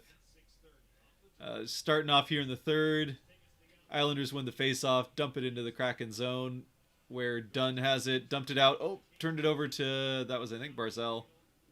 No, it wasn't Barzell. Eberle blocks a shot and will take the puck out. Mccann back to Eberle, 3-on-2. Shut down going down the middle. I think Eberle just needed to take a shot there. He tried to carry it through the slot and got shut down pretty quick. Expos. Well, there's been all that talk between the Expos and or Montreal and Tampa Bay sharing the Rays, which I think is ridiculous. Like, I'm all for the Expos. You know, I'm all for MLB getting two more teams and going to 32. And if the Expos are one of those, great. I don't know that it's going to happen. I just don't know that. Like, there's definitely Expos fans in Montreal. I just don't know that Montreal is really ready to support a full-time MLB team. They really weren't ready for the Expos the first time, especially when they were bad, which they were for the vast majority of it. Breakaway shot. Oh, big save for Grubauer. Covers it up. Ooh.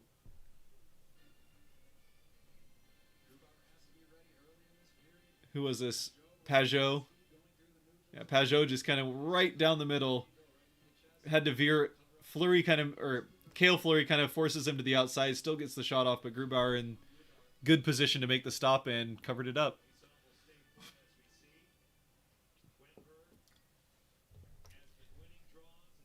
I like the Expos branding, but yeah, I don't know that baseball in Montreal is necessary. I think there's better places in the U.S. for it.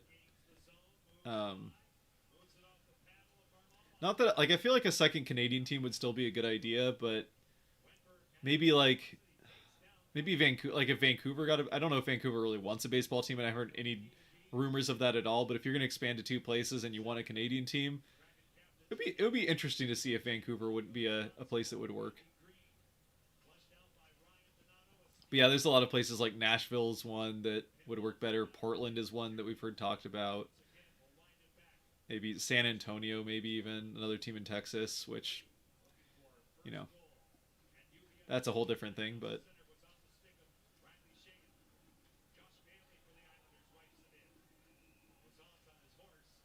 and icing on the Islanders, so we'll get a face-off over in their end of the ice. Sonics absolutely need to come back, no question there.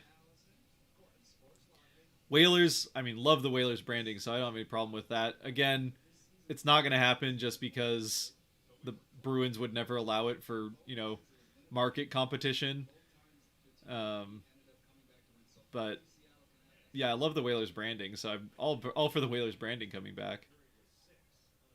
That having been said, whaling as a profession is long gone for a very good reason. I mean, it's kind of like the Oilers. Like, I feel like oil is definitely on the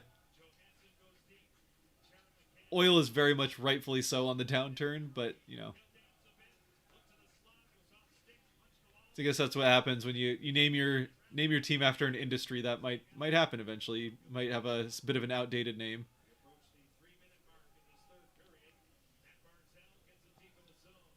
And Thrashers, yeah, that NHL is not going to go back to Atlanta. I mean, there's Urinating Tree did a great video about the two failures of the Flames and Thrashers in Atlanta, and how neither one was really Atlanta's fault. And Atlanta, I think, could potentially work as, I don't see any reason Atlanta couldn't work as a hockey city, especially if like Tampa Bay can work and Carolina can work with success. It's just that neither the Flames or Thrashers were really given much of a chance to work in the first place. Like they're both bad teams, and it's not a place where hockey is necessarily like a ingrained thing already. So if you're going to build a fan base, you have to have some kind of intrigue to it, which a team as bad as especially the Thrashers were is just not going to provide.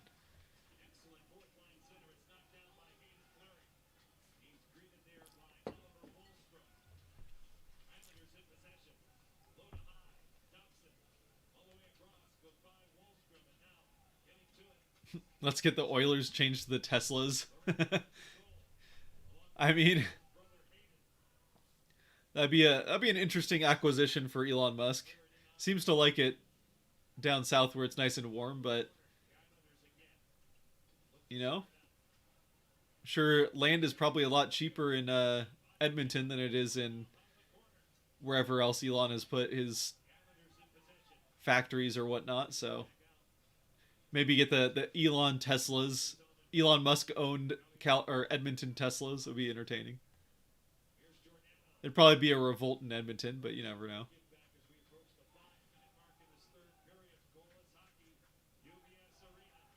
Still scoreless 5 minutes into the third. Still a lot of neutral zone and along the boards play going on.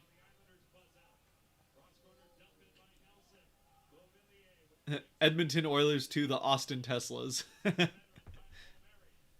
I mean, if Texas was going to get a team, it's going to be Houston, which might happen eventually if the league's willing to go past 32 teams. Honestly, it might even happen if Arizona can't get a stadium figured out. I wouldn't be surprised if Arizona does end up moving. I wouldn't be surprised if they end up in Houston. Which the NHL really doesn't want to move out of Arizona, but the way things are going, they might not have a choice.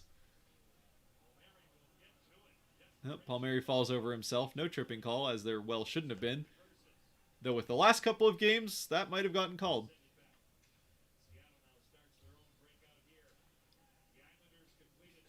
Edmonton Teslas sound like an NBA name.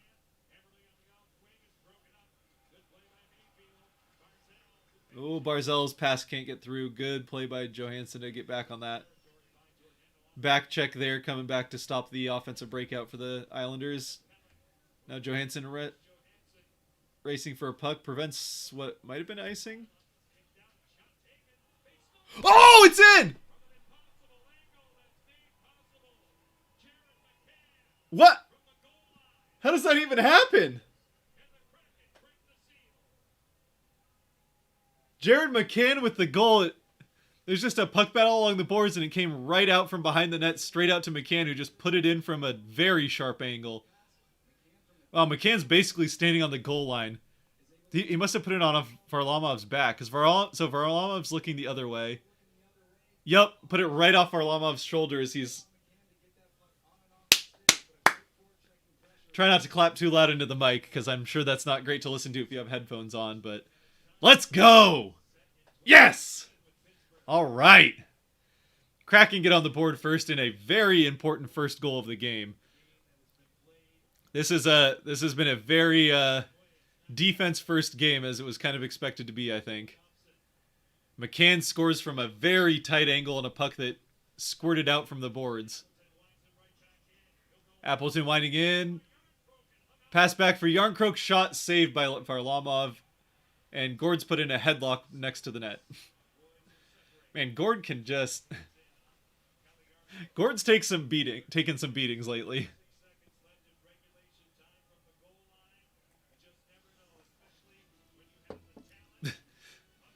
Gord chirping back at the guy putting him in a headlock, and then Chara sneaks up behind him and pushes him. That's Zdeno Chara for you. If you're wondering who taught... If anybody taught Marchand to be the rat that he is, it's probably Chara.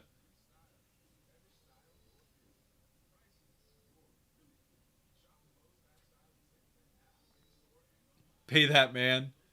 They will pay him. They will pay him.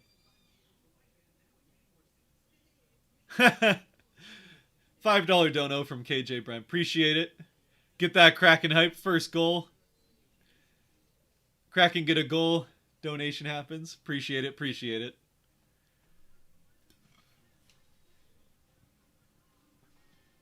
I'm back listening to Michael Jackson.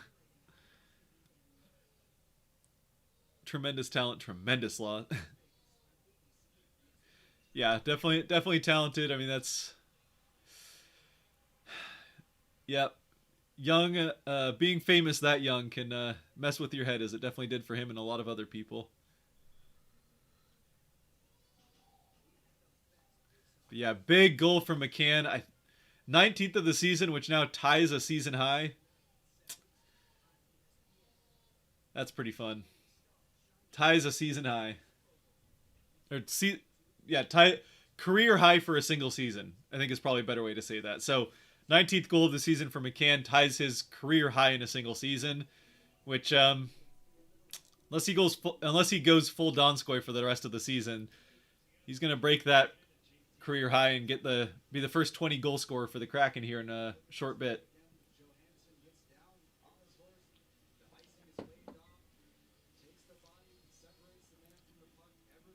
So it's Eberle Eberle does a good job of kind of separating the defense from the puck along the boards and gets it out to McCann.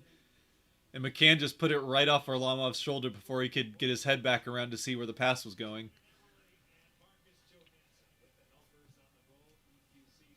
Let's go. Feels good to have a lead. Score first for once. I mean, not that comebacks aren't fun, but a comeback was going to be hard in this game for the Kraken, and letting us know that Hayden Fleury apparently has 6 hits in this game, so that's quite a few. Yeah, 6 is a lot for one game.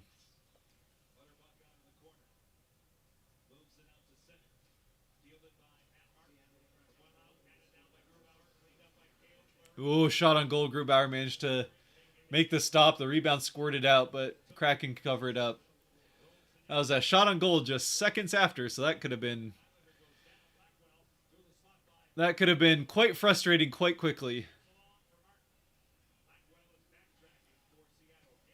That could have turned into a odd man breakaway the other way pretty quick, but good back check by Donskoy to intercept that pass.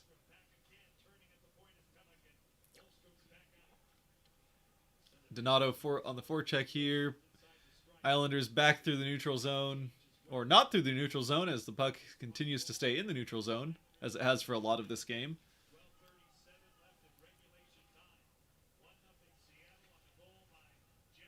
It might be crazy, but I'd love to see the NHL in Japan. Yeah, I feel like there's some of these leagues definitely want to go international. The problem is just travels. The travel would be impossible. Like that's really what stopped the NHL from going to, or NHL, the NFL from going to London, is just the travel is, it's an 8 hour time difference to London from the East Coast, or it's 8 hours from the West Coast. I don't know if it's 5 from the East Coast. So yeah, it would have been 5. I guess. So it's a huge time difference, and it would just be, it obviously it would be hard on any team traveling to London, but it would be very hard on that team to travel for half of their games back to the US. Plus then you're asking what's ultimately going to be a lot of, I mean in hockey it's a little different because it's a lot more international as far as where the talent comes from. But you're asking a lot of people that probably live in the US to, you know, go travel to London for, or you know, go travel to London for a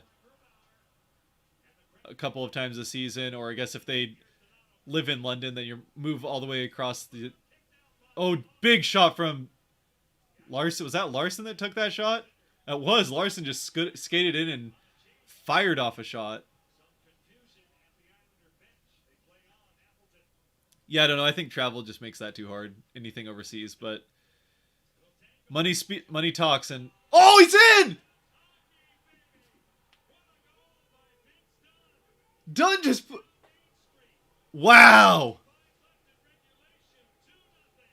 And the Boo Birds are out. Islanders fans not happy with how this team has performed at home.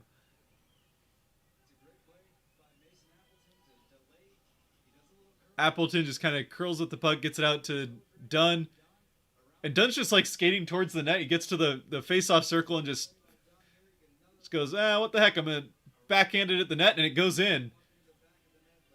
Yeah, that's one Varlamov's going to want back for sure. I don't think Varlamov was not expecting that, but he left way too much of that near side open for Dunn to shoot out with the backhand, and didn't get a lot on the shot, but he put it right in past the glove.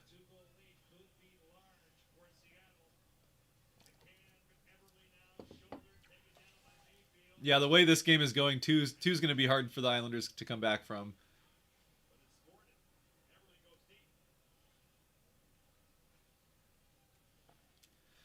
Let's go. Feeling good about this now.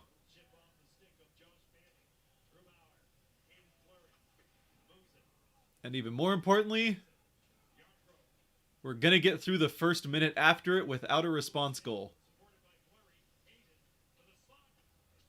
Oh! Cale Fleury out to Gord. Gord took a shot that got saved. Big save there. Either that or it went wide. I just heard a thud. That was rolling along the boards. Man, the Kraken are in full control right now. They have definitely just taken momentum completely away from the Islanders at this point. Not that the Islanders really had momentum, but the Kraken have taken control of this game at this point. Let's hope it keeps up.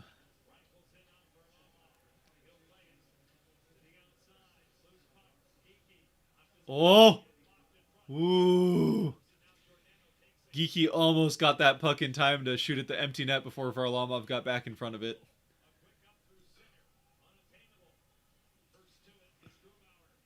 Ooh! That was a good play by Grubauer. It was a little dangerous looking. Oh! Shan, no! Oh! That was number 3. Oh, that was a beauty of a pass, and Shan just couldn't get it off his stick. He had a nice gap there to shoot at. He was hanging his head after that too. He knew it. He just couldn't get it off the stick in time to put it into that gap. Oh. I mean, 3 goals, that's the game right there. He puts that in. It might be anyway. Like again, the way this game has been played, I don't know how they come back. They get 2 goals back. They might find a way, but still though, feeling good with the 2-0 lead.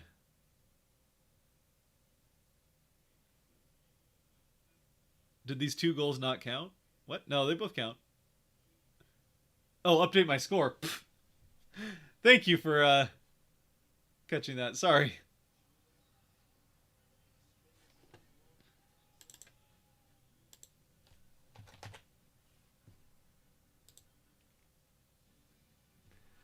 Good looking out. Sorry about that. Just, you know what? I didn't use the scoreboard all night and I completely forgot it was there. I mean, saw the one on the TV. I just forgot I had my own one because it just hasn't. It's been collecting cobwebs and had to break it out. Completely ignoring it. Sorry, I was watching the Kraken just buzzing about.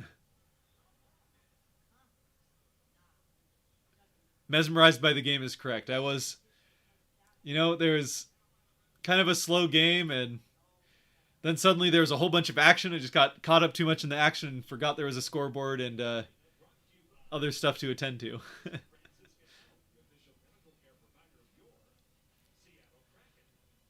uh, I say have like a World Cups NFL winner versus Euro. Yeah, see, I would like that. Like, see, that's like they have had Euro, and the thing is, you just have to.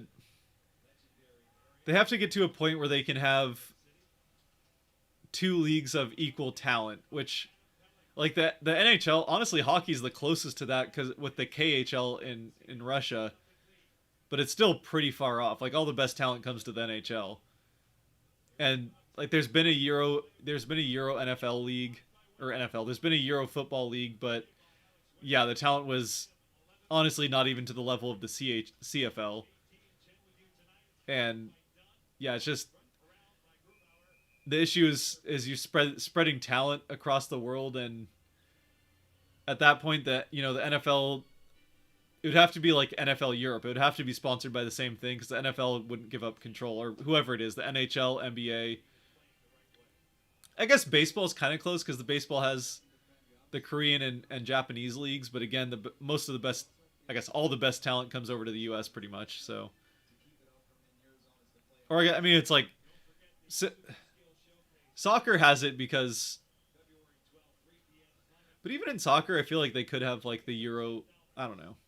I don't follow soccer enough to know, but it's like kind of the same thing where like the MLS just isn't the same as like Premier League or whatever the Spanish league is, just because it's like all the best U.S. talent goes over to Europe.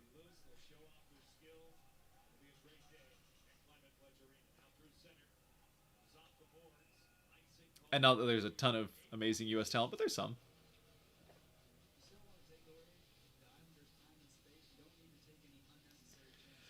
All right, we got the score updated. The Kraken are in fact up 2-0 with 8.5 minutes left.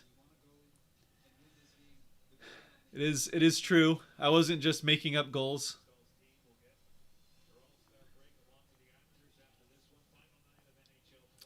It would be extremely crazy to see Golden Knights San Jose Winter Classic.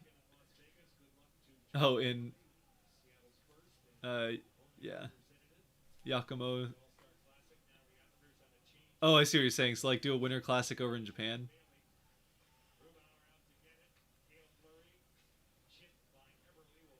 That'd be kind of like. I feel like the NHL should do more of that. Like have a international game every now and then. I mean, other than just Canada and the U.S. Mexico's a little bit. I mean, if you did it in winter, Mexico would probably be fine. Mexico City. Well, I mean, I don't know.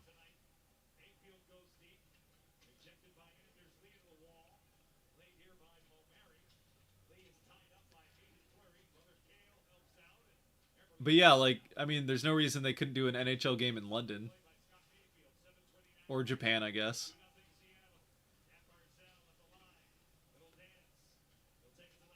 Just find a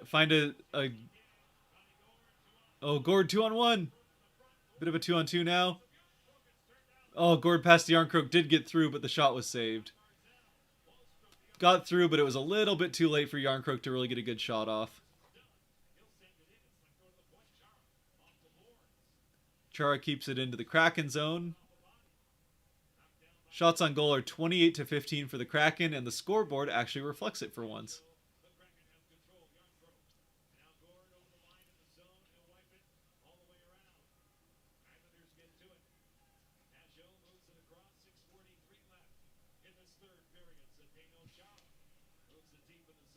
I would hope that that Japan has more Golden Knight fans than Shark fans. I don't know much about how much hockey is followed in Japan, but yeah, I don't know. I'd imagine it's pretty all over the place. I guess. Oh, oh, Varlamov had one go off his mask, I think, and then rebounded out for another shot, but that stayed out as well. Gored back for Donato, who's stopped along the boards, and the Islanders will get it out. Good defense by Seattle there.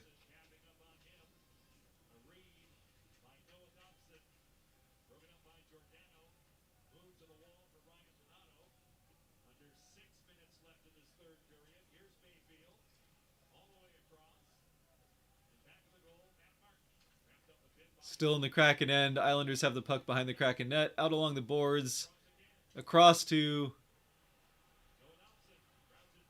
The crowd wants a shot. And finally get a shot off. Oh! Big shot from Clutterbuck that went wide. Yeah, Grubauer a little bit off. There we go. Good stick by Donato to get that out. Kraken get a change. Islanders get a change. Giordano goes down after getting a good defensive stick on it. Out to Wemberg. Wemberg's going to get it out of the zone. And 2-on-1 Shan. Oh, Shan put it wide. Tried to tip it through at the 5-hole, I think. But Blackwell and Shan, a good little 2-on-1 there.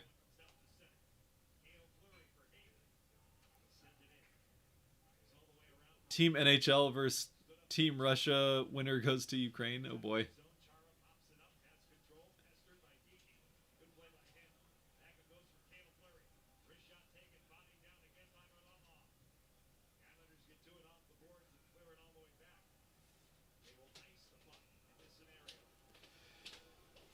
And it is iced. So the Kraken will get a change, and we'll go back down to the Islanders' end.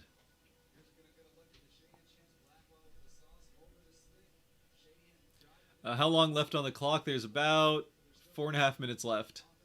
4.5 minutes left in the game. Yeah, I got to figure out. I don't know if it's going to happen this year, but at some point I'm going to figure out a way to get. I know there's got to be some way to get a clock up on the little feed thing that I have going up there. It's not connected to anything. Like it's on a OBS, so I just type in. But I mean, I could put like a 20-minute timer and stop and start it whenever the clock stops and starts, but it would be... Yeah, I feel like that could get tricky to keep perfectly accurate, so... So we got just under 4 minutes left now. At some point, they're going to probably pull Varlamov. I'd imagine around 3 minutes, now that they're down 2 goals, so they need to get a couple back. So if the Islanders can get it in... they can get control in the Kraken end, I would imagine you'd probably see Varlamov go. But the Kraken are back into the Islander end now with 3.5 minutes left.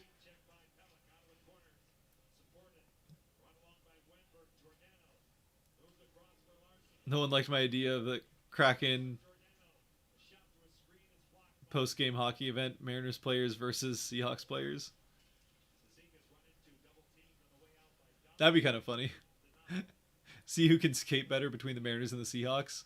I mean, that's ultimately what it would come down to, is like whichever team has more guys that can move around on skates without holding onto the boards.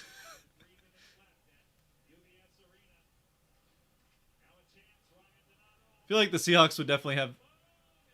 Oh, Donato got a one-on-one chance with Varlamov, but couldn't quite get it past him. Done across to nobody, but it gets into the corner to Gord behind the net. Out to Yarncroke, but Appleton on a change. Behind the net, drops it off for Gord. Gord's up top to Lazan. Shot. Blocked in front. Out to Appleton. Behind the net, back out in front. Nope, doesn't get through. The Kraken just... I mean, this is all Seattle has to do. They just have to keep it pinned into the Islanders' end, and Varlamov can't leave. So 2 minutes left. They're going to try and get control to pull Varlamov now. There goes Varlamov. Puck's dumped down, but Varlamov wasn't even back yet. Varlamov's like halfway to the bench, and he stops the chip-in puck. And here we go. Here's 6 of them. Minute 40 left. Empty net for the Islanders. Barzell up top for Dobson. Back to Barzell. Barzell shoots. Padded. Yep. Blocked by... Saved by Grubauer, I think. Or blocked in front. Either way, it doesn't get in. Oh! Save from Grubauer.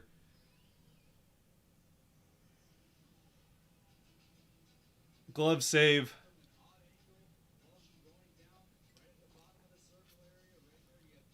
There's a tight angle, and I don't think that went... See how that... Oh, that ends up going off of his stick and into the glove. Wasn't the cleanest save ever, but it ends up in Grubauer's glove, and there's no rebound. So that's... You know what? It doesn't matter how the rebound doesn't happen. All that matters is that it doesn't.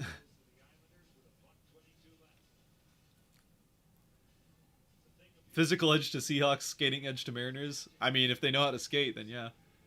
Seahawks would definitely have the edge in goal, because you put it... I mean, no one's gonna know how to play goalie between those two teams. Maybe a catcher, maybe a catcher would be a decent goaltender. So maybe there would be you put the Seahawks just put someone big in goal. Maybe they put DK Metcalf in goal. DK is pretty big and also would good hand-eye coordination. So I was thinking a lineman at first, but yeah, maybe put DK in goal for the Seahawks, and then Mariners you put whoever the catcher is in goal. Pick a catcher, put him in goal.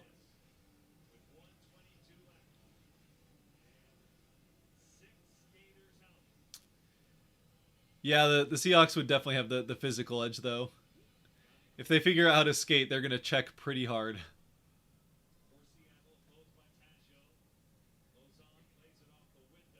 If you just assume that all of them know how to skate roughly equally, then I think the Seahawks win that pretty easily. So the Kraken dump it down. Icing with 1:15 left. We'll get another face-off in the Kraken end. Empty net still.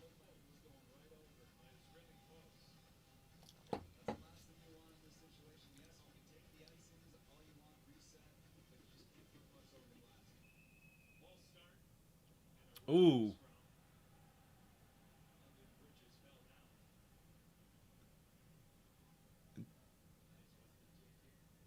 Tangle up there as a few guys went to the ice. That was... Lauzon and another guy got tangled up and they both went to the ice, and that's... Falling backwards on ice is not what you want to see, because that's where you get the head can whip back into the ice and cause pretty bad concussions. Definitely see it skiing every now and then. Been on the receiving end of one of those. It's not fun. Ice does not give very much. They'd get called for taunting. Wouldn't football players get called for holding? Yeah, they'd have to adapt their game a fair amount, but... Oh, there's a chance there. Just 30 seconds left, though. There's no way they score two goals in 30 seconds. Get a little knock on wood just in case. Stop by Grubauer. Save, back out. Tough angle for Barzell, and it bounces out. 23 seconds left. Kraken could get the first ever shutout in franchise history. Looking for the first ever shutout. I may have just jinxed it, but we got 23 seconds. So you know what? Fingers crossed, 23 seconds, we can get this first ever shutout. Some Islanders fans leaving. A lot of empty seats in that new building. I don't know if that's COVID related or just because the team is what they're doing, but 14 seconds, doesn't get out front. Grubauer like Grubauer just like froze the puck against the side of the net. He kind of like wrapped his hand around like that against the side of the net. It's an interesting place to freeze the puck. Oh, little tap on the shin of Palmieri there. He didn't like something he did.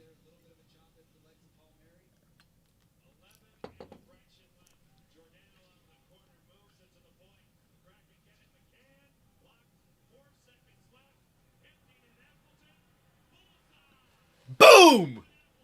3-0 with 1 second left. Appleton puts it into the empty net.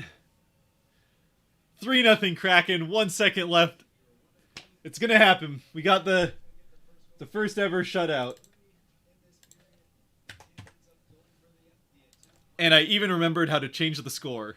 Or remembered not how to, but to actually do it. Let's go. 1.5 seconds left. I don't think even the Kraken can give up a quick response goal that quickly. First shutout in franchise history, right there. First shutout, Grubauer stops it. Let's see how many shots that was. 19 shots on goal. Grubauer stops every one of them. And it's the first shutout in franchise history for the Kraken. 3-0 win. 3-0 win. Second win on the road trip. And the last game before the All-Star break, we get a one to feel good about going into the week-long break here. Let's go.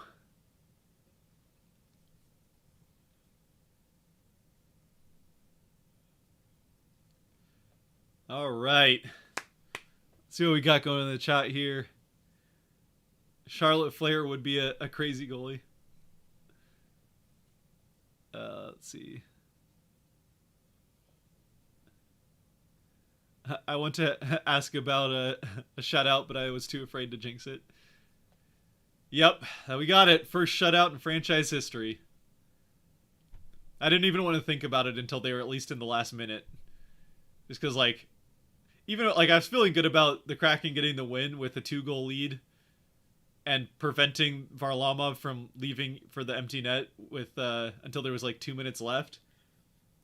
But I still kind of like 1 goal was still very possible.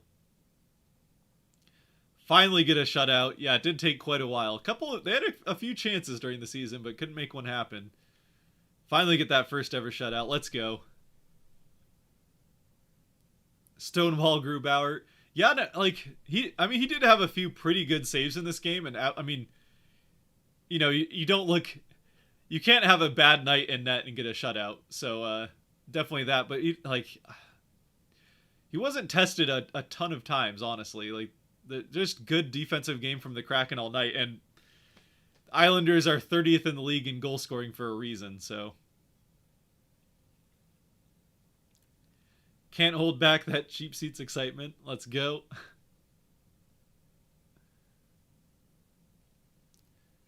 Do the Kraken have any All-Stars? Yeah, so NHL is a lot like MLB in that every team gets at least one All-Star, so they have one player representing every fan base, which, you know, it does mean some guys that probably wouldn't otherwise go do end up getting to go, which, to be perfectly honest, is probably why the Kraken have an All-Star, and it's Jordan Eberle is the All-Star for the Kraken. So Eberle will be in the All-Star game. I don't know if he will play in any of the like skills competitions, but he'll play in the game or games, because they do like each division has their own team. So then East and West, or the Pacific and Central All-Star teams will play against each other, and then the two East Conference, Pacific or Atlantic and Metropolitan will play against each other, and then they'll do like a championship between the two winners of those games. There's not a lot. It's not very physical hockey, though. It's pretty open, not terribly. It's a lot like the Pro Bowl, right? Like it's nobody's there to get hurt. The last thing you want is somebody getting hurt at the All-Star game. So it's definitely not the most. Not always the most exciting, but you know, lots of shots on goal usually and open ice. Kraken get the win though, first ever shutout. That's exciting. We get a week break now, and we'll we'll get to watch Eberle in the All-Star game, and I guess the Olympics don't start to the 8th, so the Kraken will be back by the time Team USA first plays. But we'll get to watch Matty Beniers play for Team USA, and you know what? The Kraken get a first win in a couple days, and first shutout win. Grubauer stopping 19 of 19. Keep the Islanders off the board. Islanders fans, however many of them were in that building tonight, were not happy about it, as we could hear. Oh, I did say I was going to wear the helmet if the Kraken won. All right. I don't know if Riley's still in. Riley's still in here. I see it. All right. So I said I'd wear it if the Kraken won. So we'll get a. Let's see what I get. See. Seahawks. First Seattle shot. All right, here we go. So yeah, it fits pretty tight, but I'm ready to play for the Seahawks, even though we're talking about the Kraken. First shutout win for the Kraken. The helmet's a little dusty. But yeah, it does. I can put it on. It fits ish. I wouldn't wear this in a game. It's really tight.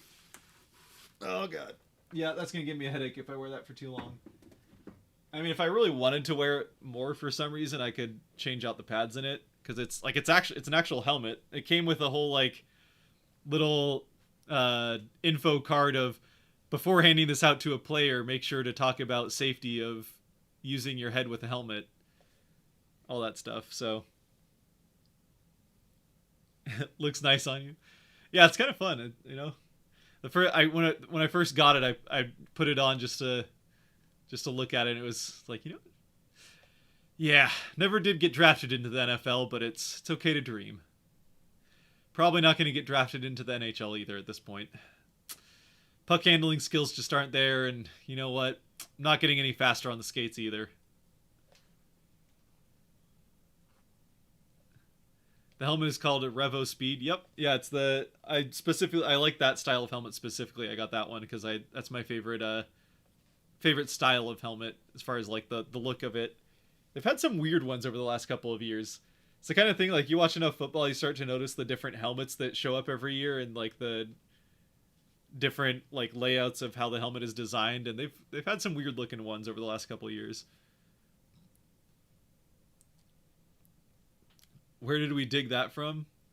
I found it. I want to say it was just like I was on the NHL shop, I think. Just yeah, NHL shop, and it wasn't cheap. I actually thought about getting one for a while, and then eventually saved up some money and decided to get it. Works well in the background there. Of course, I like put all this stuff back here before I knew I was going to be a hockey first channel, but you know what? It still works. It's a Seattle first background, which is what matters.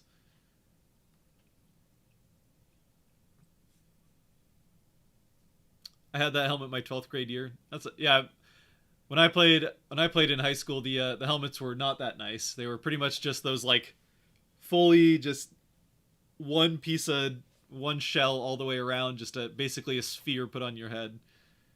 So, not particularly fancy helmets we wore, but they still did the job, kept the head safe for the most part.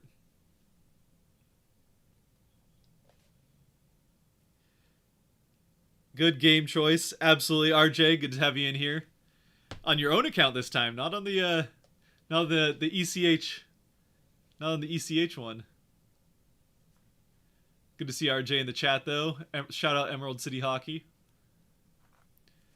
You guys probably got your post game going. Maybe that's why you're not on that account. You gotta run your own stream right now.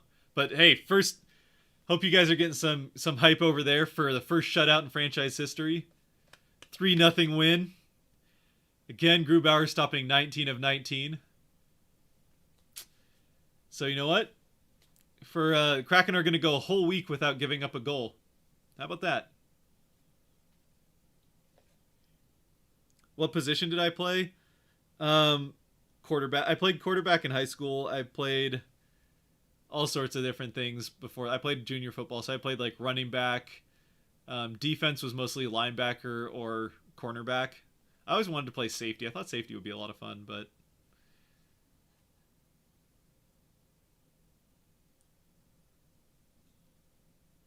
can someone give me the last third down? You look like AJ Styles. Okay. They played defensive line. All right, so got some size there. All right, big win for the Kraken. They get that win right before the All-Star break starts. 3-0 against the Islanders, and you know what? It might not be the most offensively prone team the Kraken shut down, but a shutout's a shutout and a win's a win. 3-0 for the Kraken. Grubauer stopping everything that came his way. Defense doing a very good job of limiting the good opportunities from coming. The shot chart for the Islanders, I mean, we can go back and look at that again. Transition here for a second. Actually, let me refresh that real quick. So we'll go back and look at these stats here. So you can see it like a pretty even game. That Kraken kind of controlled the game all game long, but a pretty even game. Islanders again get, a lot of their chances are kind of up here by the front of the net. But even that, even with that, I didn't feel like the chances the Islanders got in front of the net were particularly high danger. The most dangerous shots the Islanders got were kind of more off passing plays from the outside. There was that one, from one side to the other, that was still when the game was 0-0, that Grubauer got back across and had that protected the 5-hole. Managed to keep that one out. So big win for the Kraken. Big win.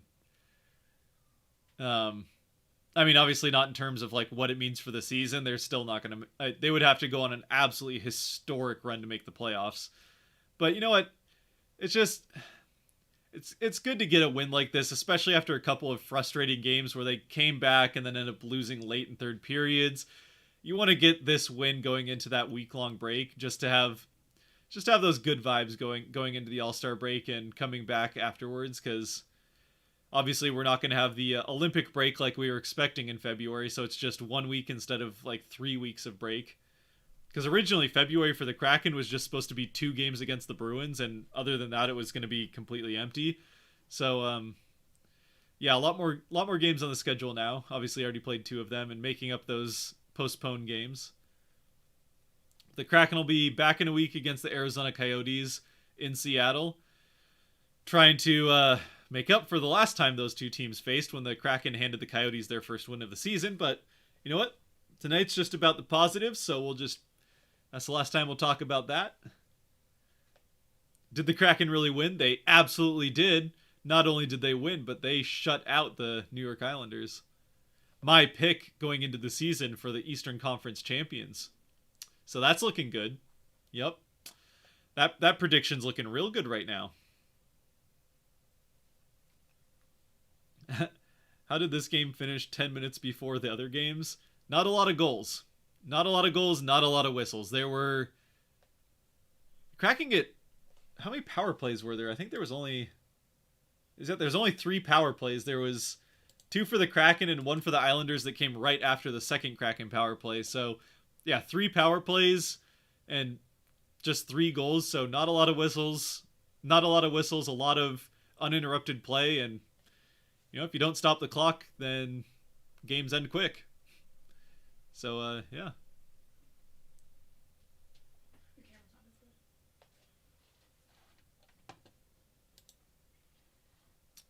Everybody getting a behind-the-scenes look there for a little bit.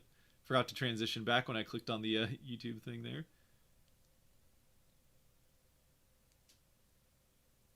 See how our stream was doing, though. So that's fun, A little behind-the-scenes look at what it looks like when you're streaming on YouTube.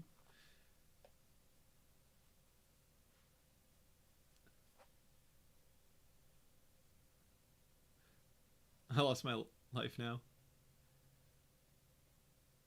Why did it finish so early? Yeah, it's yeah, you don't stop the clock. There's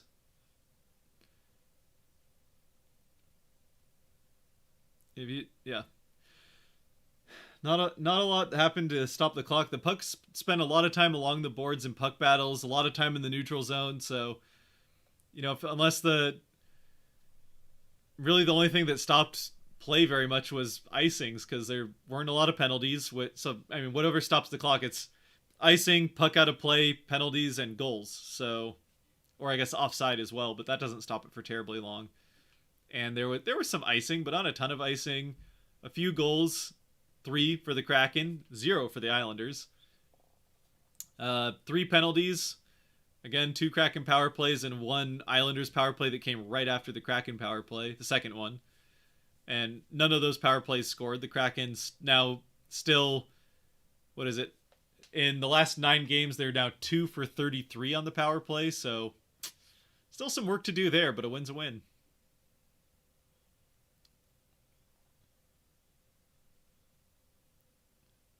Um, I'd still say it's been a good East Coast visit. I'd say so. Like, they end up going... So, I mean, look, you go on a road trip with the record the Kraken had, and to come out of it 2-2, I'll take that, right? Big, get the first ever franchise overtime win to start the road trip, and the first ever franchise shutout to end the road trip. Not a bad way to bookend the road trip. And the 2 games in the middle, both of those were, again, fun games where they have 2-goal comebacks and finish those off in the third period. Unfortunately, they just end up losing both of those also in the third period before they can get them to overtime. But still, like, hard-fought games. The Kraken didn't get blown out or embarrassed in either one of those losses against the Rangers or Bruins. And you get a couple of franchise firsts and a couple of wins. So, yeah, overall a good road trip, and it does feel good to win the last one going into the week-long break. And it'll be fun to see what the NHL has for the All-Star game. All sorts of different stuff they're trying to introduce here. Obviously, the classics are back, like the fastest skater, hardest shot, save streak, all that stuff. And then they've got like a different skills competition that's on the Bellagio fountain, which looks kind of cool. From they have like computer renderings of it. They look kind of neat. Apparently, the players have to take like a boat out on the fountain to like out to it. And then they're going to actually do some sort of like weird shot location contest thing with blackjack, and they're shutting down like the Vegas Strip in order to do it on the road, which, I mean, I'm not a huge fan of the Golden Knights, but I'll say this. I wouldn't be terribly disappointed if the All-Star game just went to Vegas every year, because Vegas as a city knows how to put on a show, because that's, well, basically what the city's industry is putting on shows. So, I mean, we'll see what it ends up looking like. The Bellagio fountain thing and the shot location on the Strip could both turn out to be complete duds and might not pan out at all, but they both have potential to be pretty fun. Hope to visit Seattle someday. Yeah, that'd be Seattle's a great city. I love it. Obviously, somewhat biased, having grown up here, but I've never really been terribly interested in, I don't know, leaving. Not a lot of reasons to stay. I'll say that. Like, there's plenty of places that would be fun to live, but there's a lot of reasons to stay in Seattle as well. Vegas is also no stranger to hockey. Yep, the Golden Knights have been pretty successful.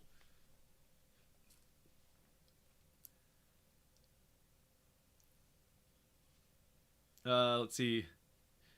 Showed that we're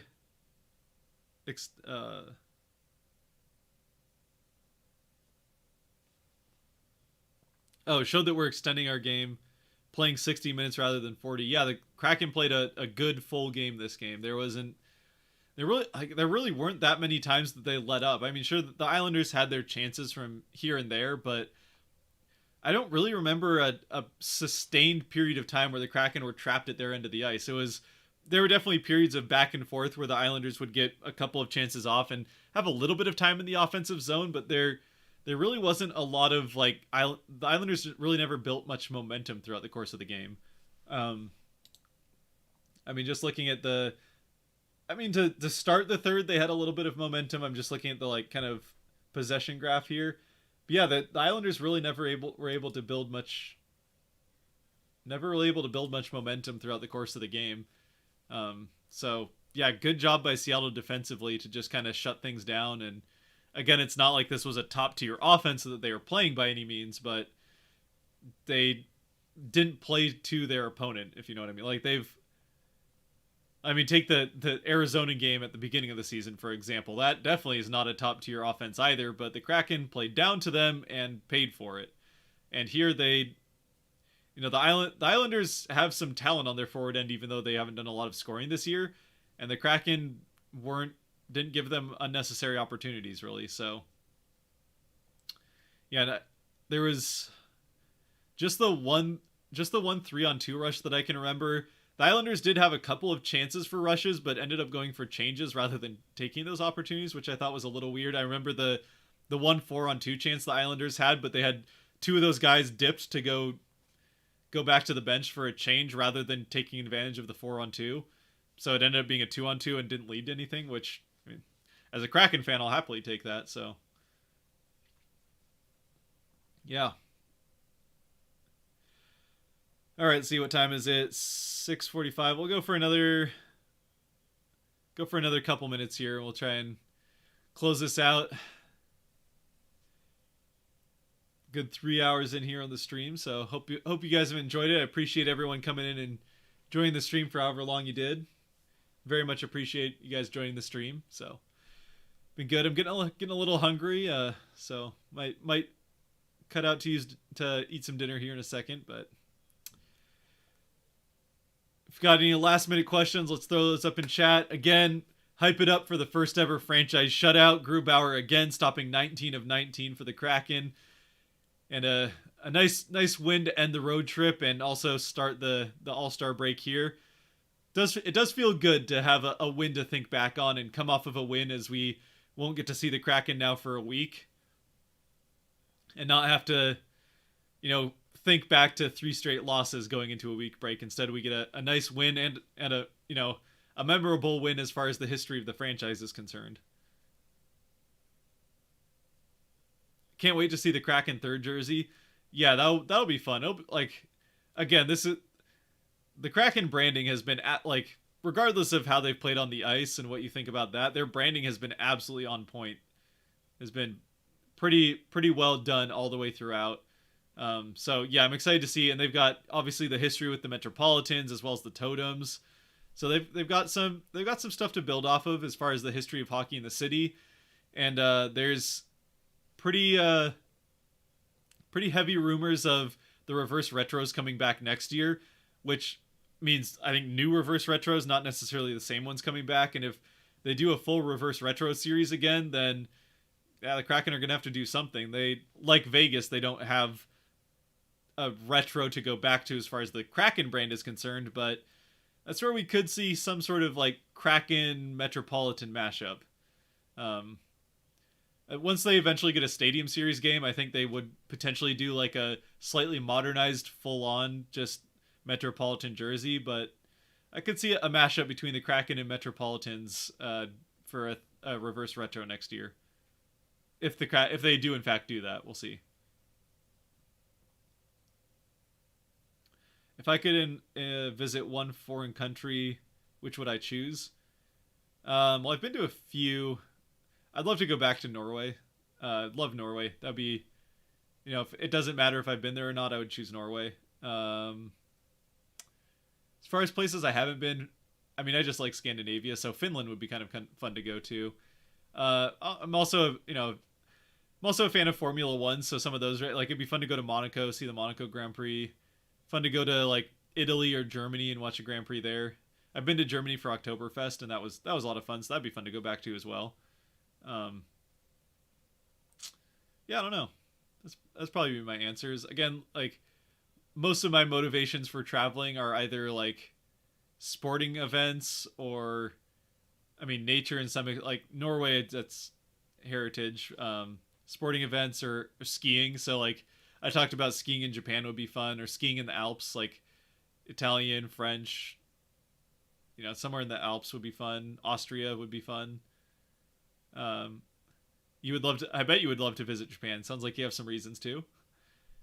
Yeah, I mean, Japan seems cool. I'm not I know a lot of people love Japan because of I'm not into anime, so there's not really a driving factor there. And I mean, Japan seems cool enough. I wouldn't hate visiting Japan, but I'm not I don't know. But it sounds like Riley, you have some reasons to visit Japan, so that'd be fun for you, I'm sure. Let's see. All right, well, think we'll close things up here. I gotta eat some food and take care of a couple things, and of course get the R&R recorded here in a little bit. So again, thank you all for joining me for this one. If you stopped in for however much of it you did. If you still want some Kraken content, the guys over at Emerald City Hockey, I'm sure, are running their post game right now. So go check out RJ and Dylan over there. And yeah, absolutely fantastic win from the Kraken, winning 3-0 over the New York Islanders. First ever franchise shutout, coming off of a couple games earlier where they got the first ever franchise overtime win against the Penguins. And now we get a week to really enjoy this win, as the Kraken will be back a week from today at home against the Arizona Coyotes. And yeah, we'll do another one of these streams hopefully soon. I'm again hoping to get a little bit more regular with these and figure out some plan for them. I was hoping to do this Islanders one for the first time the Kraken were going to play the Islanders on the weekend, but obviously they moved that game because of the snowstorm and all that. But anyway, thanks again for joining. Big Kraken win. As always, as I say at the end of all my videos, stay safe out there, be good to each other, and go Kraken. All right. See you guys in the R&R. And end.